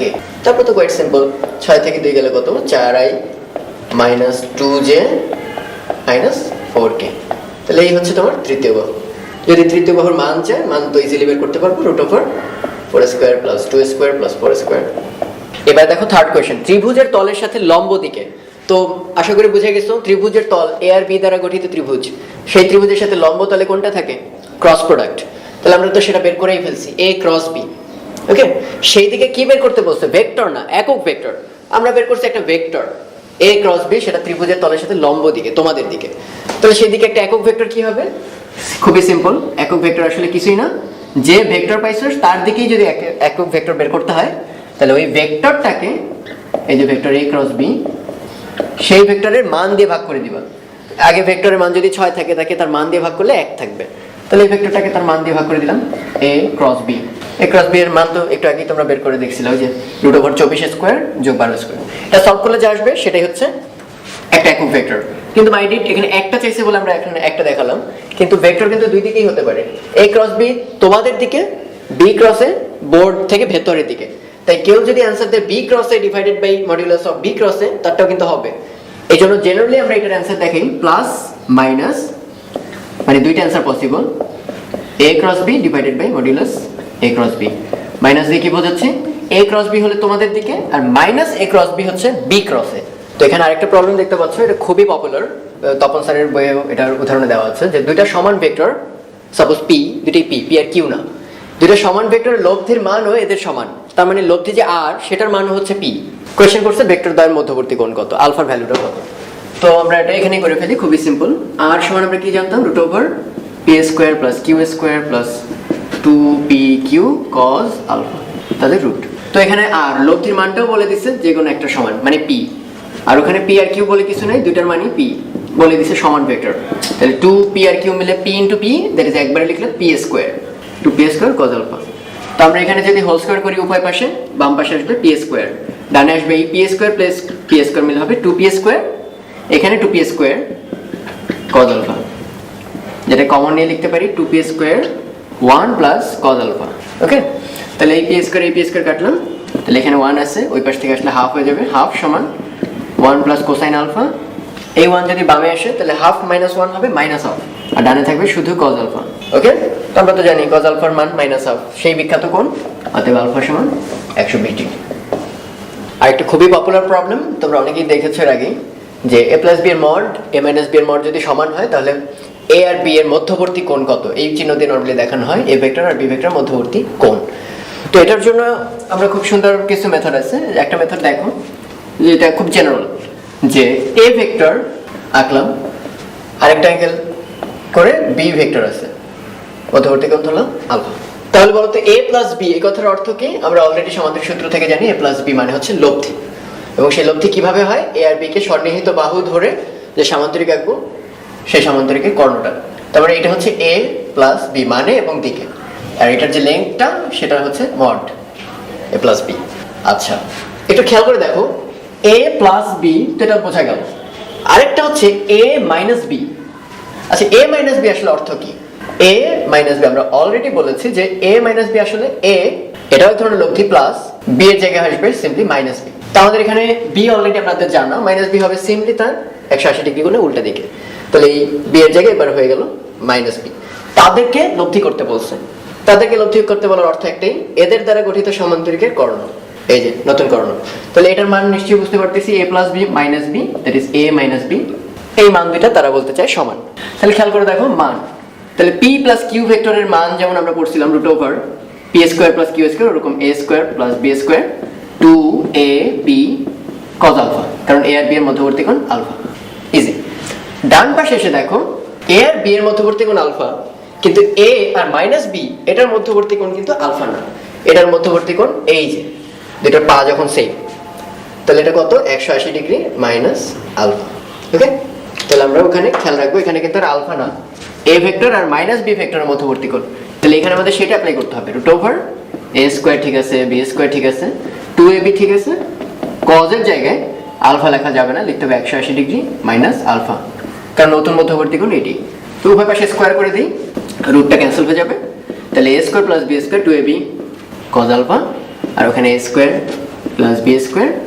এখানে দেখো cos 180 minus alpha, that is minus cos alpha, তাহলে একবার লিখতে পারি minus 2ab cos alpha. Okay, ab কোণটাই কিন্তু শূন্য না, উভয় পাশ থেকে এটা কাটা যাচ্ছে, তাহলে এখানে 2ab cos আলফা, ওখানে মাইনাস 2ab, একবারে লিখলে আসবে 4ab cos আলফা, ডান পাশে কিছুই থাকবে না, জিরো। কিন্তু আমরা তো জানি a এর মান শূন্য না, b এর মান শূন্য না, তাহলে অফ কোর্স cos আলফার মান শূন্য। ওকে, আর cos আলফা কখন শূন্য হয় আমরা জানি, আলফা যখন 90 ডিগ্রি। তো মানে বোঝা গেল এ আর বি ভেক্টর দুটোর মধ্যবর্তী কোণটা 90 ডিগ্রি। আমাদের এই প্রবলেমটা কিন্তু আরো ইজিলি গেস করতে পারতাম, যেটার অ্যান্সার কিন্তু 90 ডিগ্রি ছাড়া কিছু হবে না। কারণ খুব সিম্পল, একটু খেয়াল করে দেখো এ প্লাস বি এর মডিউলাস বা মানটা আসলে কি, এই সামান্তরিকটার কর্ণ না। এবং খেয়াল করো উপরের সামান্তরিক আর নিচের সামান্তরিক কিন্তু অবিকল, হুবহু একটা জিনিস। তাহলে এই কর্ণটা কিন্তু এই কর্ণটা না, দেখলেই বোঝা যাচ্ছে এই কর্ণটা আসলে সামান্তরিকেরই ছোট কর্ণটা। খেয়াল করে দেখছো? এবং আমরা অলরেডি জানি এখানে কিন্তু সামান্তরিকের দুইটা কর্ণ বোঝাচ্ছে, বামেরটা বড় কর্ণটা আর ডানেরটা ছোট কর্ণটা। তাহলে একটা সামান্তরিকের কর্ণদ্বয় তো সমান হয় না, এটাই আমরা জানতাম। এই যে বড় কর্ণ, এটা হচ্ছে ছোট কর্ণ, কিন্তু বলতেছে সমান। তাহলে বলতে পারো এটা কখন সম্ভব? আমরা জানি কোন সামান্তরিকের দুইটা কর্ণ সমান, যদি সেটা আয়ত হয়। আয়তের ক্ষেত্রে দেখো এটাও যে কর্ণ, এটাও একই মানের কর্ণ। তাহলে আয়ত যদি হয়ে যায় সামান্তরিকটা, তাহলে আমরা বুঝতে পারতেছি মধ্যবর্তী কোণটা কত ডিগ্রি হতে হবে। মধ্যবর্তী কোণটা অবশ্যই 90 ডিগ্রি। তাহলে বোঝাই যাচ্ছিল দুইটা কর্ণ যেহেতু সমান সামান্তরিকের, অবভিয়াসলি এই দুইটার মধ্যবর্তী কোণ 90 ডিগ্রি। এটা একটা চমৎকার কোয়েশ্চেন যে একটা সামান্তরিকের দুইটা কর্ণ দেওয়া আছে। খেয়াল করে দেখো, বাহু না কর্ণ, এই একটা এই আরেকটা। কোয়েশ্চেন করতে হচ্ছে সামান্তরিকের ক্ষেত্রফল কত। তো অনেকেই ভুলে যে কাজটা করে যে সামান্তরিকে বাহু দেওয়া থাকলে, সাপোজ এ আর বি যদি দুইটা বাহু দেওয়া থাকে, তাহলে ক্ষেত্রফল কত, এ ক্রস বি এর মান। বাট এবার কিন্তু এই দুইটা গুণ করে মান নিলে চলবে না, কারণ এরা বাহু না কর্ণ। তো কিভাবে কি করতে হবে আমরা একটু দেখি। আমরা সূত্র আকারে শিখবো, বাট আগে একটু দেখি আসলে কিভাবে করতে হয়। সাপোজ একটা কর্ণকে আমি নাম দিলাম পি, যেটা given 3i plus J plus 2k। আরেকটার কর্ণের নাম দিলাম Q minus 3j plus 4k। আমি ইচ্ছা করে পি আর কিউ দিয়েছি, কারণ নর্মালি বাহুগুলোকে এ আর বি বলে। তো দেখি পি আর কিউ দেওয়া থাকলে এ আর বি বের করা যায় কিনা। কারণ এ আর বি যদি বের করতে পারি, তাহলে আমরা জানি এ ক্রস বি এর মডুলাসই হচ্ছে তোমার সামান্তরিকের ক্ষেত্রফল। তো আমরা একটু দেখবো কর্ণ আসলে এ আর বি এর মাধ্যমে লেখা যায় কিনা। কোয়াইট ইজিলি যায়। আমরা একটু আগে দেখছি আসলে একটা অঙ্ক, পি আর কিউ এগুলো কিন্তু এ আর বি, বাহু এ আর বি। তাহলে কর্ণটা কত হয়, এ প্লাস বি। তার মানে আমরা বুঝতে পারতেছি একটা কর্ণ হচ্ছে এ প্লাস বি। এবং একটু আগেই খেয়াল করে দেখছো ছোট কর্ণটা হয় এ মাইনাস বি। একটু আগের অঙ্কটা দেখলেই বুঝবা। তার মানে দেখো পি দেওয়া আছে কিউ দেওয়া আছে, আমাদের এখান থেকে এখন কি বের করতে হবে, এ আর বি। তো সেটা কোয়াইট সিম্পল, আমি শর্টে দেখাই। যদি দুটা যোগ করতাম তাহলে থাকতো 2a আর ডান পাশে থাকতো পি প্লাস কিউ ভেক্টর। তার মানে আমরা পেয়ে যাচ্ছি এ হবে হাফ পি প্লাস কিউ। একইভাবে আমরা বলতে পারবো বি হবে হাফ পি মাইনাস কিউ। তাহলে আমাদের তো এটাই দরকার ছিল। এ আর বি তোমার যদি জানা থাকে তাহলে কাজ শেষ, কারণ এ আর বি জানা থাকলে সামান্তরিকের ক্ষেত্রফল হবে মডিউলাস এ ক্রস বি। তাহলে আমরা এখন এ ক্রস বি করি। এ ক্রস বি হবে half P plus Q cross half, এখানে সামনে নিয়ে আসলাম পি মাইনাস কিউ। তাহলে আমরা যদি এরকম বন্টন করে দিই, হাফ ইন্টু হাফ, আর এখানে আসবে p cross p minus p cross q plus Q cross p minus q cross q. আর বাইরে কিন্তু মডিউলাস আছে, খেয়াল করে দেখো। তাহলে আমরা দেখতে পাচ্ছি 1/4, আর এখানে থাকবে পি পি শূন্য, একই জিনিসের ক্রস করলে শূন্য, তারা পরস্পর একই লাইনে, সো মধ্যবর্তী কোণ 0, কিউ কিউ 0। আর দেখো মাইনাস পি ক্রস কিউ যে কথা, কিউ ক্রস পি কিন্তু একই কথা। তাহলে আমরা লিখতে পারি 2 কিউ ক্রস পি, বাইরে মড আছে। আর আমরা জানি কিউ ক্রস পি যে কথা, পি ক্রস কিউ মডের দিক থেকে একই কথা।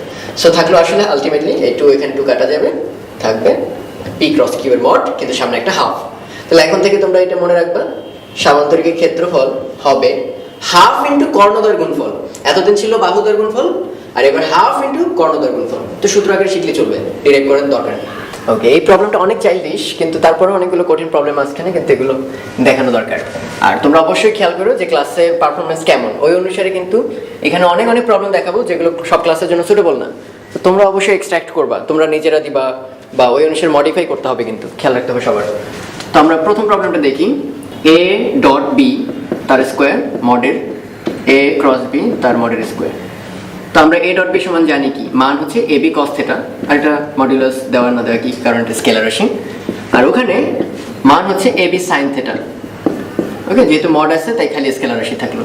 তাহলে আলটিমেটলি থাকলো কি, a square b square cos square theta, ওখানে থাকবে a square b square sine square theta. তাহলে এখানে আমরা পাবো a square b square cos square theta plus sine square theta, that is a square b square. এবার দ্বিতীয় প্রবলেমটা খেয়াল করে দেখো, a dot b square minus a cross b square খুবই সিম্পল, আমরা লাস্ট লাইন থেকে দেখাচ্ছি তোমাদের। A square b square cos square theta minus a square b square sine square theta, তাহলে পড়ে থাকলো a square b square cos square theta minus sine square theta, যেটাকে আমরা সবাই ত্রিকোণমিতিতে জানি a square b square cos 2 theta.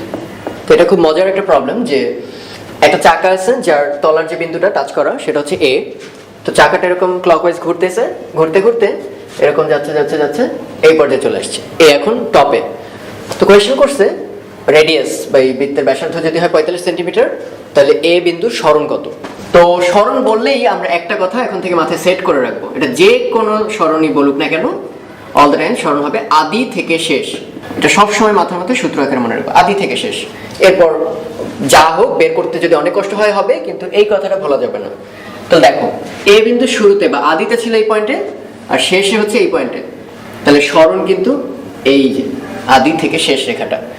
ওকে, তো এটা কিন্তু মাথায় রাখবো আমরা, এই ডিরেকশন হচ্ছে সরণ এবং আমাদের এই বাহুটাই বের করে দিতে হবে ভেক্টরের। তো এটার জন্য আমরা পিথাগোরাসের হেল্প নিতে পারি কোয়াইট ইজিলি। এটা লম্ব টানো, তাহলে এটা একটা সমকোণী ত্রিভুজ যার এই কোণটা সমকোণ। এর মধ্যে নিচের যে অংশটা এটা কিন্তু আমরা জানি, সে যে ক্লাস 9-এ পড়তাম মনে আছে, চাকা যদি ফুল এক পাক ঘোরে তাহলে সে পরিধি পরিমাণ চলে যায় সামনে, কিন্তু এখানে কিন্তু ফুল এক পাক ঘুরলে এই বিন্দুটা আবার আগের জায়গায় চলে আসতো। আমরা দেখতে পাচ্ছি তা না, এটা আধা পাক ঘুরছে, মিনিমাম আধা পাক ঘুরছে, ফলে এখানে উপরে আছে। ফলে এটা এক পাক ঘুরলে টোয়াইস পাই আর বা পরিধি পরিমাণ যেত, কিন্তু ঘুরছে আধা পাক, তার মানে সে টোয়াইস পাই আর যায়নি, গেছে কতটুকু পাই আর। আর এইটুকুর দূরত্ব তো আমরা জানি, এটা যদি আর হয় ব্যাসার্ধ তাহলে এটা ব্যাস, দ্যাট ইজ এটা টোয়াইস আর। তাহলে এখন পিথাগোরাসের লম্ব জানো ভূমি জানো, তাহলে অতিভুজটা কত হবে রুট ওভার পাই আর হোল স্কোয়ার প্লাস টোয়াইস আর হোল স্কোয়ার। যেহেতু তোমার রেডিয়াসের মান দেওয়া আছে এখান থেকে মান বের করতে পারবা, আর এই অ্যাঙ্গেলটা ইজিলি বের করে ফেলতে পারবা যে tan থিটা ইকুয়াল টু লম্ব বাই ভূমি পাই আর। এখানে সলভ করে থিটাটা বের করে ফেলতে পারবো। সো যেহেতু আমি আগে থেকে বলছি সরণ একটা ভেক্টর আসি, তোমার মানও বের করতে হবে দিকও বের করতে হবে, আর এইভাবে এটা সম্ভব।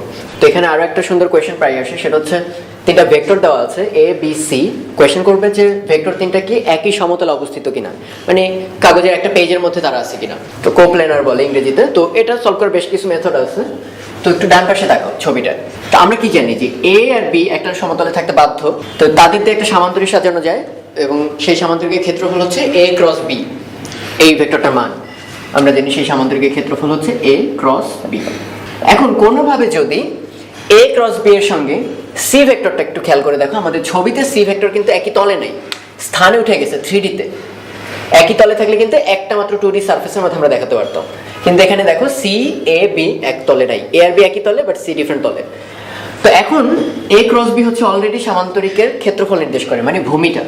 তার সঙ্গে যদি আমি সি ভেক্টরটা ডট করি, তাহলে ডট করার অর্থ কি, এ ক্রস বি যে ভেক্টরটা, খেয়াল করো এ ক্রস বি কোন দিকে, তলের সাথে লম্ব দিকে, ভূমির সাথে লম্ব দিকে, তার সঙ্গে যদি সি ভেক্টরকে ডট করা হয় তার অর্থ কি, ক্ষেত্রফলের সঙ্গে সি এর একটা উপাংশ নিছো এবং সেটা কি উচ্চতা বরাবর না, তাহলে দাঁড়াচ্ছে কি দাঁড়ালো, এটা হচ্ছে ভূমি, সেটা ভূমির ক্ষেত্রফল, আর ওখানে হচ্ছে উচ্চতা। তাহলে ভূমির ক্ষেত্রফল ইনটু উচ্চতা আসলে কি নির্দেশ করবে বুঝতে পারতেছো, যা সেটাই আয়তন, ক্ষেত্রফল ইনটু উচ্চতা হচ্ছে আয়তন নির্দেশ করে। তার মানে আমরা যদি এ ক্রস বি ডট সি করি, এটা আসলে একটা সামান্তরিক নির্দেশ করবে। দেখতে পাচ্ছ চেহারাটা ঠিক ঘনক না বা আয়তাকার ঘনবস্তু না, এটা সামান্তরিক আকৃতির ঘনবস্তু, প্যারালেলে পাইপ বলে আর কি, প্যারালেলো পাইপ, সেই জিনিসটার আয়তন। তো মজার ব্যাপার খেয়াল করো, কোন একটা জিনিসের আয়তন যদি শূন্য করে ফেলো, আয়তন মানে স্থানের মধ্যে সে একটা আয়তন দখল করে আছে, ওটা যদি চাপানো হয়ে শূন্য বানায় দেওয়া হয়, তাহলে সেটাকে আমরা হাতে চলে আসলো না, তার মানে ওটা 3D থেকে কোথায় চলে আসলো 2D-তে একটা পৃষ্ঠে। তখন আমরা বলতে পারবো এরা একতলে অবস্থিত। তার মানে একতলে থাকা শর্ত কি, ওই যে আয়তনটা দেখতে পাচ্ছ সেই আয়তনটা কি হইতে হবে, 0 হইতে হবে। That is A vector cross B vector তার সঙ্গে ডট করে সি ভেক্টর যদি 0 পাও, তার মানে কোনো একটা ঘনবস্তুর আয়তন 0 করে ফেলছো, তখন বলতে পারো এ বি সি সমতলীয়। আর মাত্র যে কথাটা বললাম এইটাকেই ম্যাথমেটিক্যালি এভাবে লেখা যায়, এই যে আই জে কে, এই সবকটার সহগ নিয়ে তুমি যদি একটা নির্ণায়ক তৈরি করো, 2 1 -1 3 -2 4, তারপর কি 1 -3 5, এবং ক্যালকুলেটরে সলভ করে যদি দেখো এটার মান 0 আসছে, তাহলে একই কথা এ বি সি সমতলীয়। এত গেল দুইটা মেথড। আর একটা খুব মজার ব্যাপার আছে, সেটা হচ্ছে এই, তুমি কিন্তু চেহারা দেখে একটা জিনিস গেস করতে পারতেছো। খেয়াল করো মাঝখানে একটা দাগ দিয়ে দিলাম, কেন দিলাম দেখো, 3 থেকে 2 গেলে কত, 1, -2 থেকে -1 -3, 4 থেকে -1 দ্যাট ইজ 5। দেখো তার মানে বি থেকে যদি এ বিয়োগ করো, বি মাইনাস এ, তাহলে কিন্তু আমরা কি পেয়ে যাচ্ছি, সি। তো এটাই হচ্ছে একটা মজার বিষয়, কোন একটা ভেক্টর সি কিংবা কোন একটা ভেক্টর এ অর বি, সেগুলোকে যদি অন্য ভেক্টরগুলোর মাধ্যমে প্রকাশ করতে পারো এইভাবে, প্লাস মাইনাস কিংবা 2b - 3a 5b - 6a, এরকম কোন একটা যদি সম্পর্ক আকারে প্রকাশ করতে পারো, তাহলে শিওর সি বি এ এরা তিনটাই এক সমতলে অবস্থিত। এই নামটা হচ্ছে লিনিয়ার কম্বিনেশন বলে, যে সি ভেক্টরকে আমরা বি এবং এ এর লিনিয়ার কম্বিনেশন আকারে প্রকাশ করতে পারছি। যদি এভাবে পারো তাহলে এক সমতলে। তো আমাদের এবারে টপিক হচ্ছে নদী আর নৌকা রিলেটেড অঙ্কগুলো। তো এগুলো ভেক্টর বেশ পপুলার কনসেপ্ট।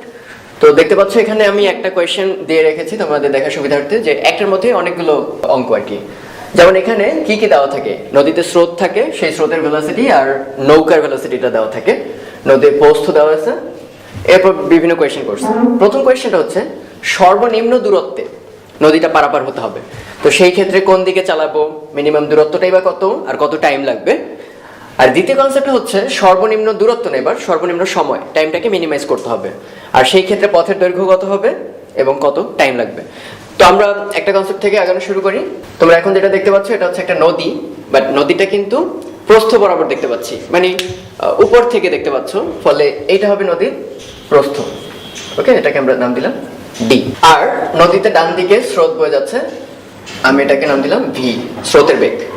তো ভি হচ্ছে স্রোতের বেগ। সর্বনিম্ন দূরত্ব বলতে আমরা কি বুঝি, এখান থেকে ওখানে পারাপার করতে হবে, তাহলে সর্বনিম্ন দূরত্ব হচ্ছে সরলরৈখিক দূরত্ব, তার মানে আমার একদম বরাবর ওই পয়েন্টে যেতে হবে। তাহলে সেটার জন্য অবশ্যই মাথায় রাখবো যে আমাকে নৌকা এমন দিকে চালাতে হবে, ধরলাম সেটার বেগ হচ্ছে ইউ, তাহলে এটাকে আমরা নৌকার বেগ ধরতে পারি, অনেক অঙ্কে অবশ্য সাঁতারও দেওয়া থাকে। তাহলে এমন দিকে চালাতে হবে যাতে করে এই দুইটার মিলিত বেগটা থাকে বরাবর, এই যে প্রস্থ বরাবর। তাহলে একটু খেয়াল রাখার বিষয় যে অনেকে ভাবতে পারি যে নৌকার বেগ এইদিকে, অতএব নৌকা এইদিকে চলবে, বা স্রোতের বেগ ডান দিকে, নৌকা ডান দিকে চলবে না। ভেক্টর লব্ধি কনসেপ্ট বলে একটা বিন্দুতে যদি দুইটা বেগ কাজ করে তাহলে আসলে ইফেক্টিভ ভেলোসিটিটা হবে তাদের লব্ধি বেগ, এবং সেই লব্ধিটাকে আমরা কোথায় রাখছি খেয়াল করে দেখো, প্রস্থ বরাবর। তাহলে আমরা বুঝতেই পারতেছি এই অ্যাঙ্গেলটা হচ্ছে 90 ডিগ্রি, আর এই হচ্ছে তার লব্ধি। তো আমরা এখন কিছু প্যারামিটার বের করি যে কোন দিকে লাভ দিতে হবে, দ্যাট ইজ স্রোতের সঙ্গে কোন দিকে নৌকাটাকে চালাতে হবে। তো কোয়াইট সিম্পল একটা কনসেপ্ট, সেই যে আমরা পড়ছিলাম মনে করে দেখো, লম্বাংশ উপপাদ্য, যে এই ডাব্লিউ হচ্ছে টোটাল লব্ধি, এই ডাব্লিউ লব্ধিটার এক্স অক্ষ বরাবর উপাংশ সেটা কত, ডাব্লিউ কোসাইন 90 ডিগ্রি, কারণ এটা সরাসরি এই দিকে যাচ্ছে, কোনো দিকেই কিন্তু স্রোত বরাবর সে যেতে পারবে না। তার মানে ডাব্লিউ কস 90 এটা হচ্ছে লব্ধির এক্স অক্ষ বরাবর উপাংশ। এটা হবে লব্ধিটা যে দুটো উপাংশ দ্বারা গঠিত ইউ আর ভি, সেই দুইটার এক্স অক্ষ বরাবর উপাংশের যোগফল। তাহলে ভি তো অলরেডি এক্স অক্ষ বরাবরই আছে, তাহলে আমরা লিখতে পারি V cos 0 degree plus U cos alpha. যাদের মনে নেই মনে করে দেখো, কোন ভেক্টরের যে কোনো দিকে উপাংশ হবে ওই ভেক্টর ইনটু ওই দিকের মধ্যবর্তী কোণের কস, তাহলে আমরা লিখতে পারি ইউ কস আলফা। ওকে, তাহলে এটাকে একটু গুছিয়ে লেখা যায়, ডাব্লিউ কস 90 হচ্ছে 0 ইকুয়াল টু ভি কস 0 হচ্ছে ভি, আর ইউ কস আলফা রয়ে গেল। তাহলে এখান থেকে আমরা ইজিলি সলভ করে, যেহেতু ইউ আর ভি দেওয়া আছে, তাহলে এখান থেকে কোসাইন আলফা পাচ্ছি মাইনাস ভি বাই ইউ। ওকে, এখান থেকে আমরা ইজিলি আলফা ডিটারমাইন করতে পারবো, মানে কোন দিকে লাভ দিতে হবে সাঁতারুকে কিংবা কোন দিকে নৌকাটাকে চালাতে হবে। তাহলে আলফা সমান cos inverse minus V by U, যেখানে ভি হচ্ছে স্রোতের বেগ আর ইউ হচ্ছে নৌকার বেগ, কিংবা এটা স্রোতের বেগ আর নিচেটা হচ্ছে সাঁতারুর বেগ, যে সাঁতার কাটবে। তো এখান থেকে কিছু জিনিস খেয়াল করার আছে, সেটা হচ্ছে এটা যেহেতু কজ আলফা, তাহলে এটা ম্যাক্সিমাম ভ্যালু কত হতে পারে, কজ আলফার ম্যাক্সিমাম হতে পারবে 1। তাহলে 1 যেহেতু ম্যাক্সিমাম, তার চেয়ে বেশি হতে পারবে না, এটা অসংজ্ঞায়িত ভ্যালু। তাহলে একটু আমরা শেয়ার যে ভি যদি কখনো গ্রেটার দেন ইউ হয়, তাহলে সেটা কি দিচ্ছে, উপরে বেশি নিচে কম, মানে একের চেয়ে বড়। কজের কোনো মানে একের চেয়ে বড় না, মাইনাস একের চেয়েও ছোট না, একের চেয়েও বড় না। তাহলে আমরা বুঝতে পারতেছি এই অবস্থায় পারাপার সম্ভব না, কোনো বাস্তব সমাধান যেহেতু পাচ্ছি না, তাহলে এটা পারাপার সম্ভব না। ওকে, এবং আমাদের যদি পারাপার হতে হয় অবশ্যই স্রোতের বেগটা নৌকার বেগের চেয়ে কম থাকতে হবে। এবার আরো একটা ব্যাপার খেয়াল করি, সেটা হচ্ছে এই অবস্থায় লব্ধি বেগটা কত, একটু খেয়াল করার জিনিস। লব্ধি বেগটা খুব সিম্পল, আমরা লব্ধি সমান কি জানি, সেই যে মনে করে দেখো r সমান √p P square plus Q square two P Q cos alpha. তাহলে এখানে আর হচ্ছে আমার লব্ধি বেগ ডাব্লিউ সমান রুট ওভার পি স্কোয়ার বদলে এই জিনিসগুলো বসায় দিচ্ছে যে U square plus V square plus 2 you V cos alpha. তাহলে এটা সলভ করলে কি দাঁড়াচ্ছে U square plus V square plus 2 U V আর কজ আলফার মানটা আমরা এখান থেকে বসাচ্ছি মাইনাস ভি বাই ইউ আর সামনে রুট আছে। তাহলে এটা যদি একটু সলভ করি তাহলে দাঁড়াচ্ছে ডাব্লিউ equal to root over you square plus V square plus 2 U V আর ওখানে মাইনাস ভি বাই ইউ। তাহলে ইউ ইউ কাটা যাচ্ছে, that is minus 2 v square. Calculation একটু দেখে নিও। তাহলে ডাব্লিউ equal to root over you square minus V square, এবং এটা একটা ফর্মুলা আকারে কেউ কেউ মনে রাখতে পারো যে লব্ধি বেগটা হবে root over you square minus V square. এবং এখানেও খুবই ক্লিয়ার যে অবশ্যই রুটের ভেতরে কি হতে হবে অঋণাত্মক সংখ্যা। তার মানে আবারও এটা শিওর যে ইউ অবশ্যই কার চেয়ে বড় হতে হবে, ভি এর চেয়ে বড়। কখনো যদি ভি ইউ এর চেয়ে বড় হয়ে যায় তার অর্থ হচ্ছে রুটের ভেতর নেগেটিভ, সেটা সম্ভব না। আর এটার কোয়াইট সিম্পল ব্যাপার যে আমার যেহেতু ওই পারে যেতে হবে, স্রোতকে কখনো জিততে দেওয়া যাবে না। হ্যাঁ, কারণ স্রোতের কোনো হেল্প কিন্তু তুমি পার হতে পারছো না। ওয়েল, এবার আরেকটা ব্যাপার খেয়াল করার বিষয় যে সেকেন্ড কোয়েশ্চেনটা বলছে যে সর্বনিম্ন দূরত্বে নদী পার হতে কোন দিকে চালাবো।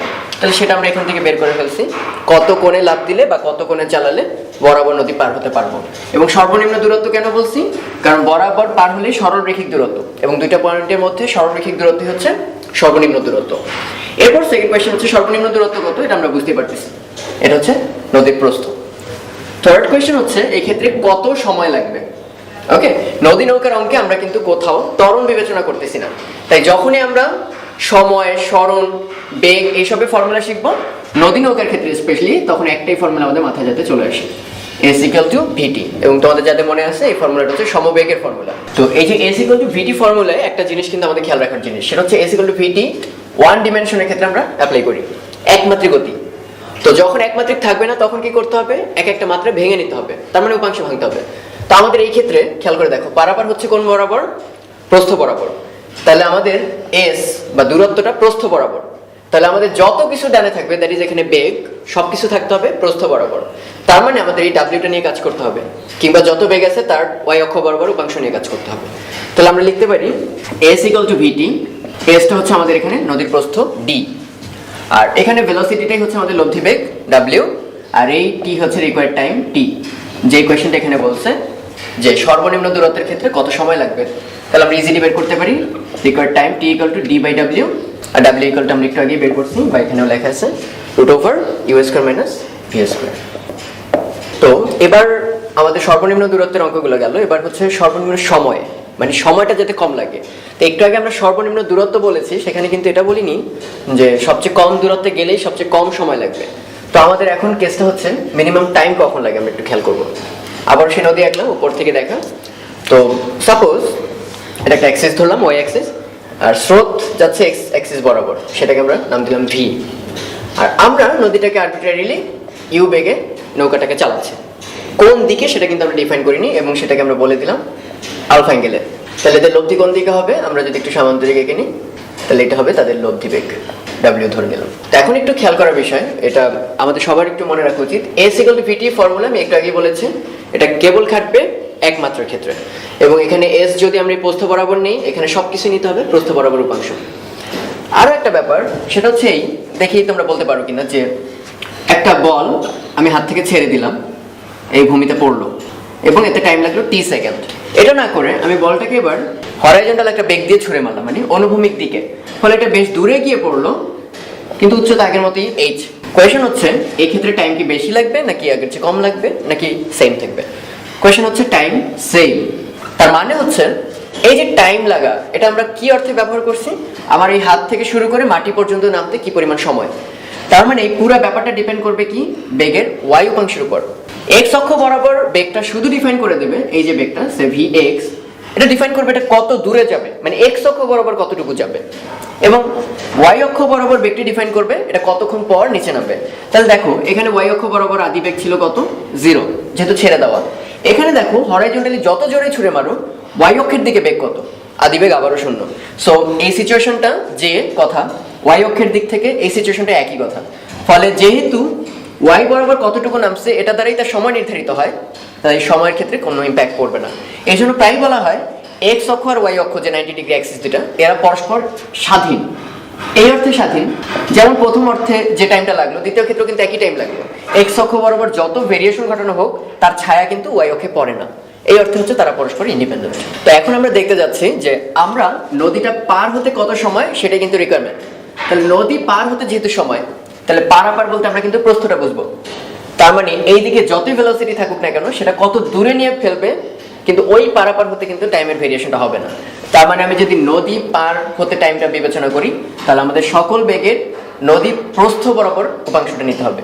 তাহলে আমরা এখানে খেয়াল করি এই অ্যাঙ্গেলটা যদি আলফা হয় পুরোটা আবার 90, সো এই অ্যাঙ্গেলটুকু হচ্ছে 90 মাইনাস আলফা। তাহলে আমি যদি এস ইকুয়াল টু ভিটি এই ফর্মুলাটা অ্যাপ্লাই করতে চাই এবং সেটা আমি যদি প্রস্থ বরাবর অ্যাপ্লাই করি তাহলে এস এর বদলে আমরা লিখবো নদীর প্রস্থ। কিন্তু এই ক্ষেত্রে বেগ কিন্তু আর এইগুলো লেখা যাবে না, সব কয়টা নদীর প্রস্থ বরাবর উপাংশ। তাহলে কি কি আছে? ভি, ভি এর প্রস্থ বরাবর উপাংশ আসলে নাই, তাহলে ভি কোসাইন 90 ডিগ্রি দেখতে পাচ্ছি। আবার মনে রাখবা মূল ভেক্টর আর ওই দিকের মধ্যবর্তী কোণের কস, এটাই হচ্ছে উপাংশের ফর্মুলা। প্লাস ইউ ওই দিকের সাথে কত কোণ তৈরি করছে? 90 মাইনাস আলফা। তাহলে আমরা লিখতে পারি ইউ কজ 90 মাইনাস আলফা। এই গেল প্রস্থ বরাবর বেগ। এই যে এস আমরা লিখে ফেলছি, ভি আমরা লিখে ফেলছি, আর এখন হচ্ছে আমাদের কত টাইম লাগবে সেই টাইম টি। তাহলে বুঝতে পারতেছি আমরা ডি cos 90 0, তাহলে থাকলো পরে cos 90 মাইনাস আলফা মানে আসলে sin আলফা, তাহলে U sin alpha into T. তার মানে আমার প্রয়োজনীয় সময় টি ইকুয়াল টু হচ্ছে D divided by U sin alpha. এটা তোমরা সূত্র আকারে মনে রাখতে পারো যে নদী পার হতে প্রয়োজনীয় সময় কত। এখানে একটু খেয়াল রাখার বিষয়, নদীর প্রস্থের উপর কিন্তু আমাদের কিছু করার নেই, এটা কনস্ট্যান্ট। ইউ কত বেগে লাফ দিবা সেটা কিন্তু কোয়েশ্চেনে মেনশন করা। সো আমরা যেটা করতে পারি কোন দিকে লাফ দেবো সেটা আমরা ডিটারমাইন করতে পারি। তার মানে আমাদের হাতে ভেরিয়েবল হচ্ছে আলফা। এখন কি চাচ্ছি আমরা? সময়, এটাকে সর্বনিম্ন করতে। তাহলে টাইমকে যদি সর্বনিম্ন বা মিনিমাম করতে চাও তাহলে ডান পাশে খেয়াল করে দেখো সাইন আলফা ভেরিয়েবল, এটা আছে হরে।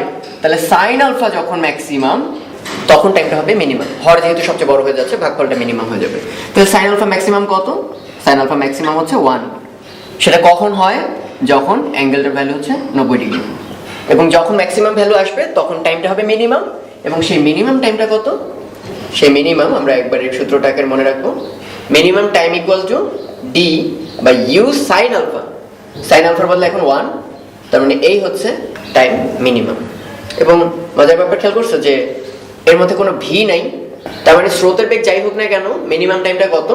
D by U. এবং এটাই কি ওইটাই প্রমাণ করে না যে এক্স অক্ষ বরাবর যত জোরেই ফেলো না কেন পার হওয়ার সময়টা একমাত্র ডিপেন্ড করবে ওয়াই অক্ষ বরাবর বেগের উপর, এরা পরস্পর স্বাধীন। ঠিক আছে, তাই এক্স অক্ষ বরাবর অনেক বেশি বেগ দেওয়ার অর্থ হচ্ছে অনেক দূরে গিয়ে যাবে, ঠিক আছে, কিন্তু পার হতে সময়টা সেম লাগবে। তো আমরা দেখতে পেলাম যে টোটাল টাইম কত লাগবে D by U sine alpha, এবং সেটা মিনিমাম কখন হবে? যখন আলফাটা 90 ডিগ্রি হবে। এর অর্থটা হচ্ছে এই যে এটা যদি হয় নদী তাহলে আমাকে এভাবে লাফ দিতে হবে স্রোতের সাথে 90 ডিগ্রি অ্যাঙ্গেলে, তার মানে আমি যাব এই বরাবর। তো এরপর কোয়েশ্চেন করা হচ্ছে যে এক্ষেত্রে পথের দৈর্ঘ্য কত হবে। তাহলে এবার পথের দৈর্ঘ্য বুঝতেই পারতেছি আমরা পথটা কিন্তু প্রস্থ বরাবর হবে না, যেহেতু আমরা লাফ দিছি প্রস্থ বরাবর এবং ডান দিকে যেহেতু স্রোত আছে তাহলে লব্ধি বেগটা হবে একটু তির্যক। তার মানে এবার পথটাকে যদি এস ধরি এবং সেই পথ বরাবর বেগ নিতে হবে, সেই পথ বরাবর বেগটাই কি? ডাব্লিউ বা লব্ধি বেগ। তাহলে আমরা কি লিখতে পারি? পথের দৈর্ঘ্য এস হবে ডাব্লিউ ইন্টু টাইম। এবং আমরা তো জানি এটা সেই পার্টিকুলার পথ যেই পথে টাইমটা কেমন লাগবে? মিনিমাম টাইম লাগবে।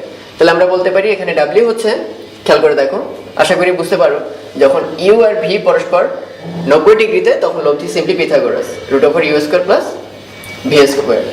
আর এরপর টাইম মিনিমামটা কত হবে? মিনিমাম টাইম হবে ইন্টু ডি বাই ইউ। তাহলে আমরা পথের দৈর্ঘ্য পেয়ে গেলাম। আর এই ক্ষেত্রে কত সময় লাগবে নিশ্চয়ই বলে দিতে হবে না, সময় লাগবে ডি বাই ইউ। ভেক্টর চ্যাপ্টারের আরেকটি ইম্পর্টেন্ট টপিক হচ্ছে রিলেটিভ ভেলোসিটি বা আপেক্ষিক বেগ। তা আপেক্ষিক বেগের অঙ্কগুলো খুবই সহজ, শুধুমাত্র একটা ভেক্টর লব্ধির সূত্র আর একটা ট্যান থিটার ফর্মুলা। বাট সমস্যা হচ্ছে আঁকতে গিয়ে এবং ডিফারেন্ট কনসেপ্টের উপর অঙ্ক আসলে তখন অনেক সমস্যা হয়। তো আমরা এখানে একটা মেথড দেখাবো যাতে করে ওটা সব জায়গায় অ্যাপ্লিকেবল হয়। ফর এক্সাম্পল এখানে আমাদের আছে হচ্ছে পূর্ব দিকে চলমান একটা গাড়ি, মানে এটা আমরা বলে দিছি থার্ড কোন অবজারভার 40 কিলোমিটার/আওয়ার বেগে যাচ্ছে। এটা কিন্তু গাড়ি বলতেছে না, কিংবা ওই কোয়েশ্চেনে ট্রাক বলতেছে না, কিন্তু বললো ওই গাড়িটা একটা ট্রাককে এত কিলোমিটার/আওয়ার বেগে চলতে দেখলো কোন দিকে? উত্তর দিকে। এবার কিন্তু আর আমরা দেখতেছি না এই ভেলোসিটিটা 40√3, এটা দেখতেছে কে? একটা গাড়ি। তার মানে এই বেগটা ট্রাকের বেগ ঠিক আছে, বাট এটা আমাদের সাপেক্ষে না, গাড়ির সাপেক্ষে। তো এরকম প্রায় ইকুয়েশন দেওয়া থাকবে যে ট্রাকের প্রকৃত বেগ এত, গাড়ির প্রকৃত বেগ এত, ট্রাকের সাপেক্ষে গাড়ির কত, অথবা গাড়ির সাপেক্ষে ট্রাকের কত। তো এরকম অনেক অনেক কোয়েশন আসে। তো সবকটার জন্য একটা কমন ফর্মুলা আমরা মনে রাখবো, সেটা হচ্ছে এই, খেয়াল করে দেখবা যে সবসময় যে মাপবে সে নিজেকে স্থির ভাবে। এটা খুবই কমন সেন্স। খেয়াল করে দেখো যে এরকম একটা সিচুয়েশন, এবং এটা তোমরা সবাই জানো। আমরা একটা স্কেল নিলাম, স্কেলের এই মাথা থেকে যদি আমরা কাউন্টিং শুরু করি, স্কেল অনেকের পুরান স্কেল থাকে, অনেকের জিরো মাথাটা ভাঙা থাকে। তো যাই হোক, মনে করো এরকম একটা সিচুয়েশন, একটা স্কেলে 0 1 2 3 4 এরকম দাগানো, আরেকটা রেখা আছে, সেই রেখাটাকে আমরা মেজার করব। সাপোজ এই স্কেল অনুসারে এই রেখাটার দৈর্ঘ্য হচ্ছে 0 থেকে 3, তার মানে 3 - 0 কত, 3 সেন্টিমিটার, বা যে একক দেওয়া থাকুক। এখন কারো স্কেলের মনে করো এই জিরো মাথাটা একটু ভাঙা, মানে এরকম একটা স্কেল ছিল, এটা বেশ সুন্দর একটা স্কেল, বাট অনেকেরই দেখবা যে এরকম জিরো মাথাটা বেশ ভাঙা। তো তারা কি করে? তারা নিশ্চয়ই এরকম করে, 1 থেকে শুরু করে, 2 3 4 এরকম আরো আছে। তো তারা স্টার্ট করে হচ্ছে 1 থেকে, জিরোটা তাদের নেই, কিন্তু তারাও কিন্তু দৈর্ঘ্যটা এক্স্যাক্টলি আগের মতো মাপবে। এক্ষেত্রে ও যেমন মাপছে 3 সেন্টিমিটার, এক্ষেত্রেও সে 3 সেন্টিমিটার মাপবে। এবং কিভাবে মাপে খেয়াল করো, এখানে মাপে 4, এখানে মাপে 1, আলটিমেটলি 4 - 1 3। তা আসলে আমি কি বলতে যাচ্ছি? আসলে বলতে যাচ্ছি ও কিন্তু, আমরা যেমন 0 থেকে স্টার্ট করছি কাউন্টিং, ও কিন্তু 0 থেকে স্টার্ট করে কাউন্টিং। ও ভাবে এইটা হচ্ছে ওর 0, এটা হচ্ছে ওর 1, এটা হচ্ছে ওর 2, এটা হচ্ছে ওর 3। তার মানে আরেকটা স্কেল যদি 2 থেকে গোনা শুরু করতো, তখন সে ওইটাকে কি ভাবতো? তার নিজের 0, তারপরেরটাকে ভাবতো 1, তারপরেরটাকে ভাবতো 2।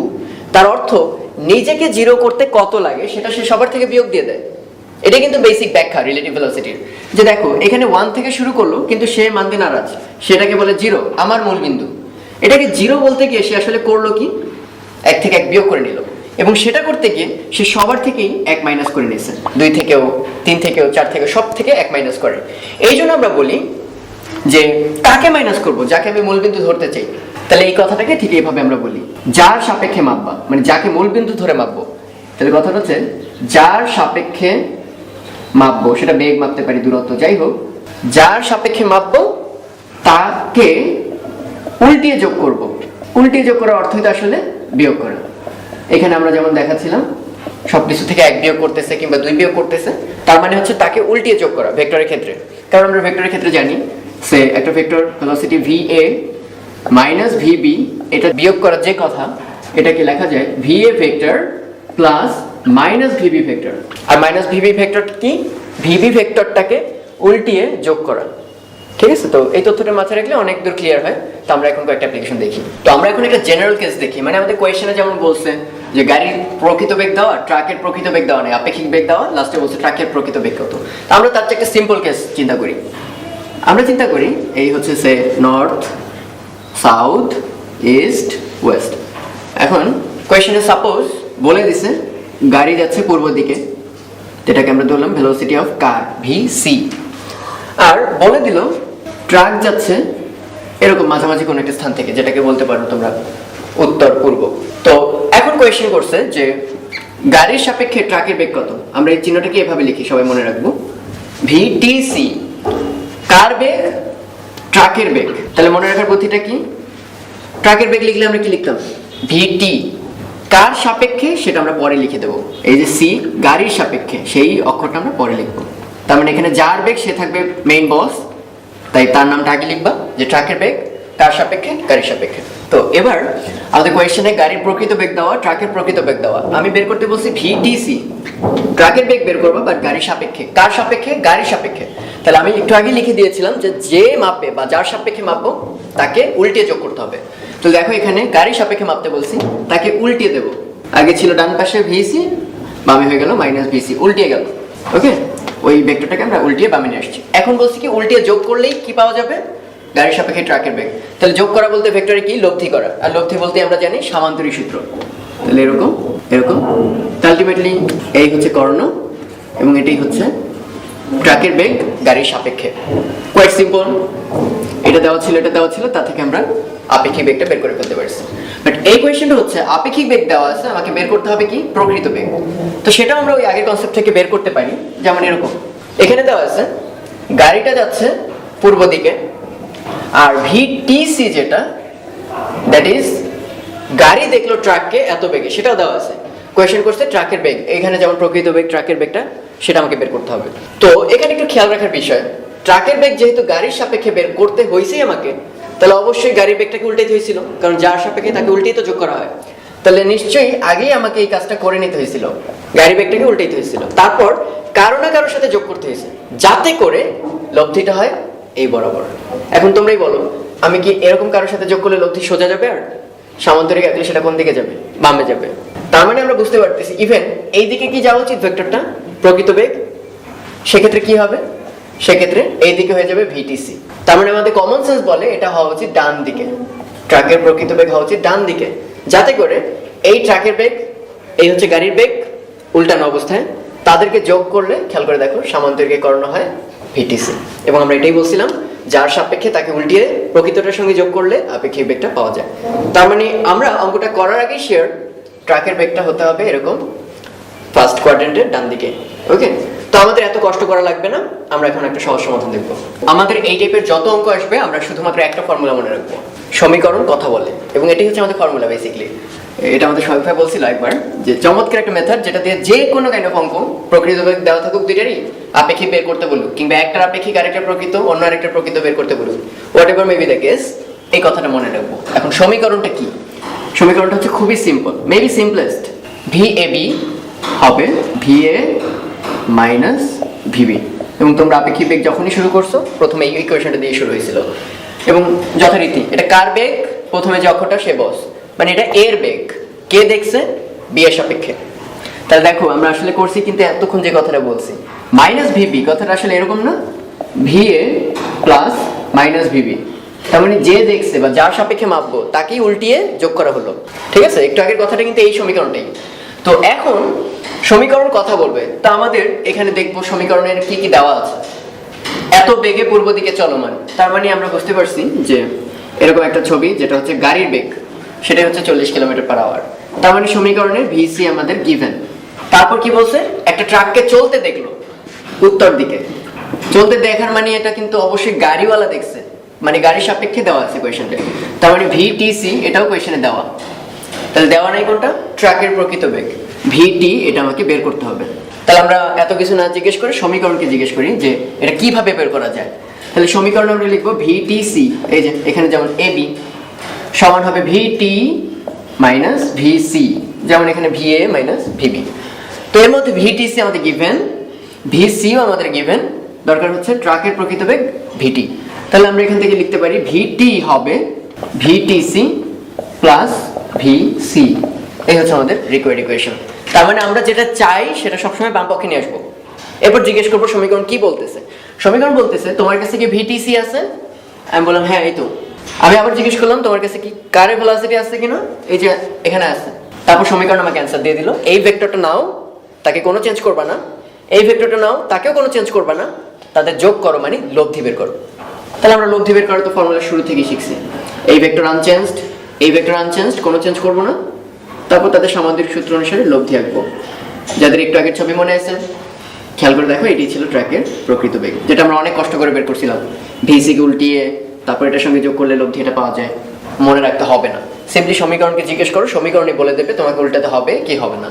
তো এখন কোয়েশ্চেন হচ্ছে এখানে তার থেমে গেলে চলবে না, আমাকে সেই লব্ধির মান বের করে দিতে হবে। যেহেতু বেগ বলছে এটা একটা ভেক্টর রাশি, আমি প্রথম ক্লাসেই বলছি ভেক্টর রাশি হলেই অবশ্যই মানও বের করে দেখাতে হবে, দিকও বের করে দেখাতে হবে। তো মান তো বের করা কোয়াইট ইজি, এই দুটার মধ্যবর্তী কোণ হচ্ছে 90, তাহলে এই লব্ধিটা কত হবে? √40² দেওয়াই আছে কোয়েশ্চেনে, গাড়ি বেগ, আর তারপরটা দেখলো কততে? 40√3, এটা স্কোয়ার করে ওভারঅল যদি রুট করো তাহলে পেয়ে যাবে ওই ভেক্টরটার মান, ট্রাকের প্রকৃত বেগের মান।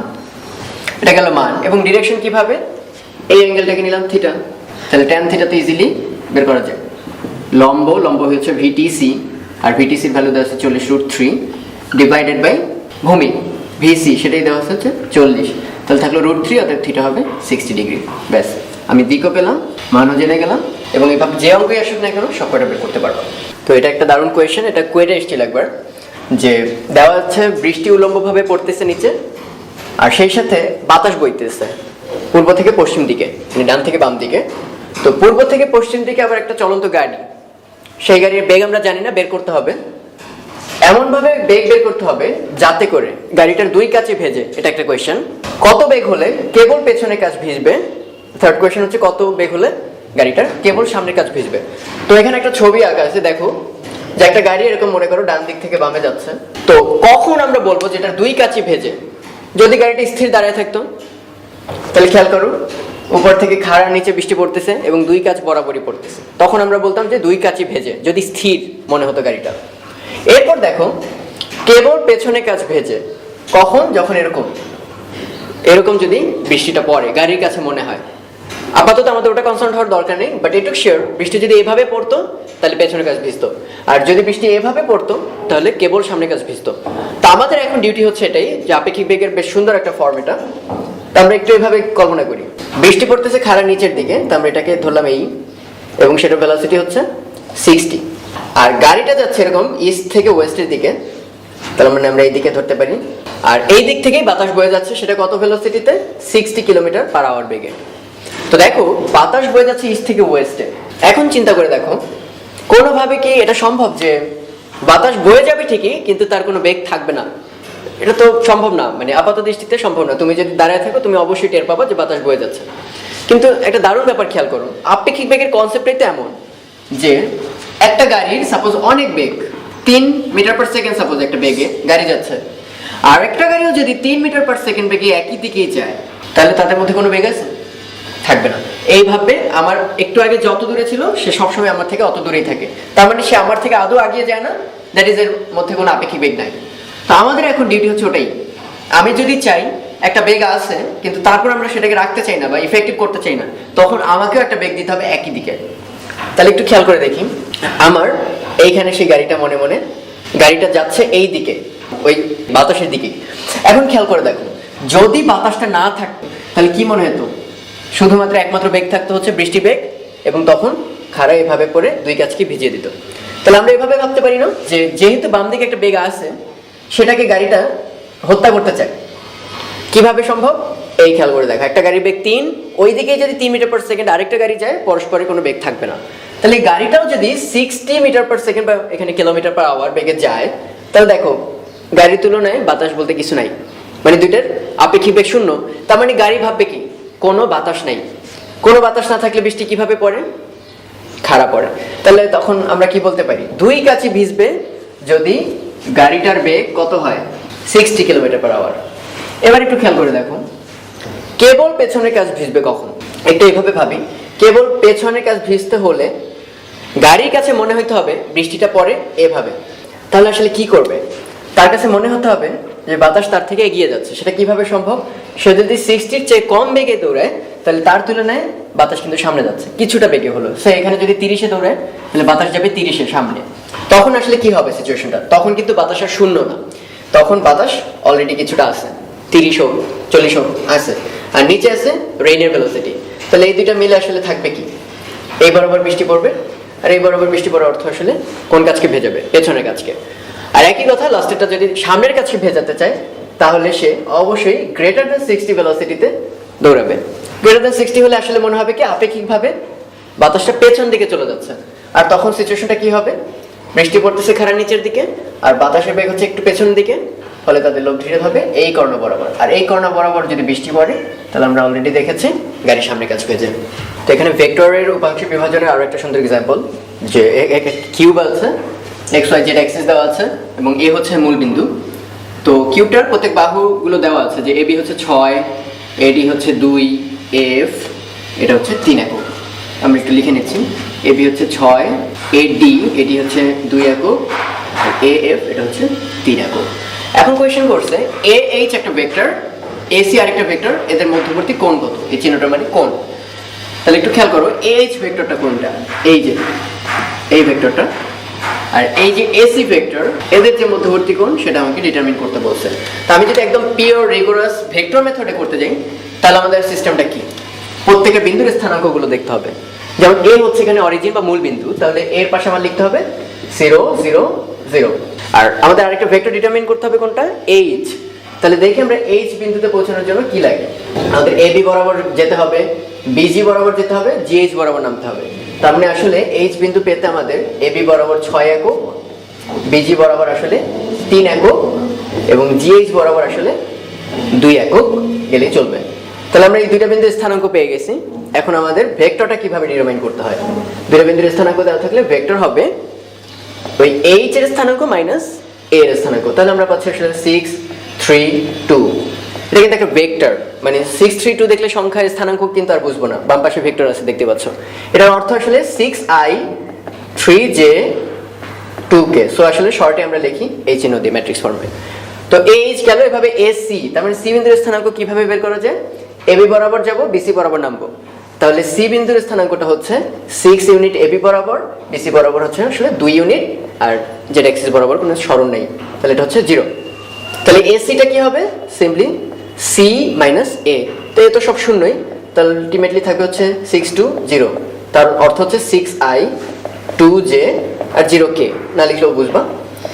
এখন আমরা সেই যে জানি দুইটা ভেক্টর আমাদের হাতে দেওয়া এ আর বি সাপোজ, এবং এদের মধ্যবর্তী কোণ কত, এটা আমরা ইজিলি ডিটারমাইন করতাম। মনে করে দেখো AH ডট AC যদি নাও, তাহলে ডট প্রোডাক্ট দিয়ে কি হবে? 6 6 36, 3 দুগুণে 6।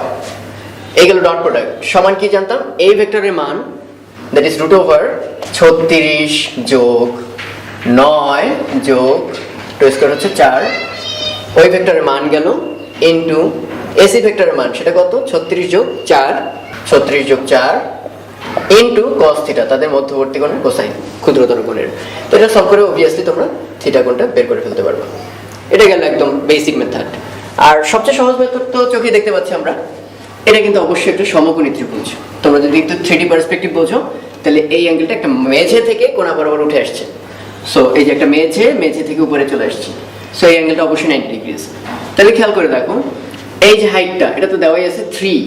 ওকে, একটা সমকোণী ত্রিভুজ আমরা ত্রিকোণমিতি অ্যাপ্লাই করতেই পারি। আর এইটা কিন্তু খেয়াল করে দেখো, এই যে একটা সমকোণী ত্রিভুজ দেখতে পাচ্ছ তলায়, সেটা এটা কিন্তু আবার সমকোণ, ওই যে মেঝের কোণাগুলো। তাহলে এই বরাবর হচ্ছে 2 ইউনিট, এই বরাবর হচ্ছে 6 ইউনিট, তাহলে এটা হচ্ছে পিথাগোরাসের অতিভুজ। তাহলে root over 2 square plus 6 square, এটাই হচ্ছে তোমার এসি। ছবিতে আরেকবার খেয়াল করে দেখো, এসিটা হচ্ছে পিথাগোরাস থেকে আমরা বের করে ফেলছি অতিভুজটা। আর আমাদের এবার যদি tan থিটা নিয়ে নাও, এই অ্যাঙ্গেলটি তো আমার দরকার, এটাকে নাম দিলাম থিটা। তাহলে tan থিটা ইকুয়াল টু লম্ব, ওকে, লম্ব হচ্ছে CH ডিভাইডেড বাই ভূমি, ভূমি হচ্ছে AC।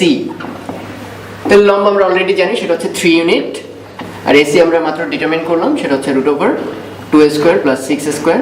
তাহলে সলভ করলেই থিটা পেয়ে যাবা এক্স্যাক্টলি আগে যেটা পাইছো, অনেক কম কষ্ট। তো এখানে আরেকটা স্পেশাল প্রবলেম, দুটো ভেক্টর দেওয়া আছে এবং কোয়েশ্চেন করছে হচ্ছে এদেরকে ভূমি বিবেচনা করে, মানে একটা সামান্তরিকের দুই সন্নিহিত বাহু ধরে গঠিত প্রিজম কিংবা আয়তাকার ঘনবস্তুর আয়তন দেওয়া আছে। এরপর কোয়েশ্চেন করছে উচ্চতা নির্দেশ করে এমন ভেক্টরটা ডিটারমিন করতে হবে। তো সলিউশনটা সিম্পল, সেটা হচ্ছে তাকিয়ে দেখো যে বি একটা ভেক্টর গিভেন, সি আরেকটা ভেক্টর, একটা সামান্তরিকের সন্নিহিত বাহু। তাহলে আমি যদি বি ক্রস সি করি, তোমরা অবশ্যই জানো ক্রস ভেক্টরের মানটা কি নির্দেশ করে, ভৌত তাৎপর্য বা ফিজিক্যাল মিনিং কি? এটা হচ্ছে তাদের দ্বারা গঠিত যে সামান্তরিকটা, সেই সামান্তরিকটার ক্ষেত্রফল। ওকে, তাহলে এখানে পাচ্ছি আমরা ক্ষেত্রফল বা ভূমির ক্ষেত্রফল। খেয়াল করে দেখো, এটা যদি আয়তন চাই, তাহলে আমাদের অলরেডি ভূমির ক্ষেত্রফল আছে, আর বাড়তি কি দরকার? উচ্চতা h। তাহলে আমি বলতে পারি আয়তন v equal to h into ক্ষেত্রফল, উচ্চতা ইন্টু ভূমির ক্ষেত্রফল, এবং সেটাই গিভেন হচ্ছে 50 ঘনমিটার। তাহলে এটা হচ্ছে 50 দেওয়া, তাহলে আমরা পেয়ে যাচ্ছি h এর মান, এখন কোনো ভেক্টর আসে না, তাহলে আমরা মানটা পেয়ে যাচ্ছি h equal to 50 divided by ক্ষেত্রফল। তাহলে আমরা উচ্চতা ভেক্টরটা মান পেয়ে গেলাম, আয়তনকে আমরা ক্ষেত্রফল দিয়ে ভাগ করে দিলাম। তো মান হলেই তো চলবে না, সাথে আমাদের একটা একক ভেক্টর লাগবে দিক নির্দেশ করার জন্য। তো একক ভেক্টর কোয়াইট সিম্পল, উচ্চতা কি? ভূমির সাথে লম্ব দিকে না, এবং আমরা অলরেডি জানি বি ক্রস সি, ক্রস ভেক্টরের দিকও কোন দিকে?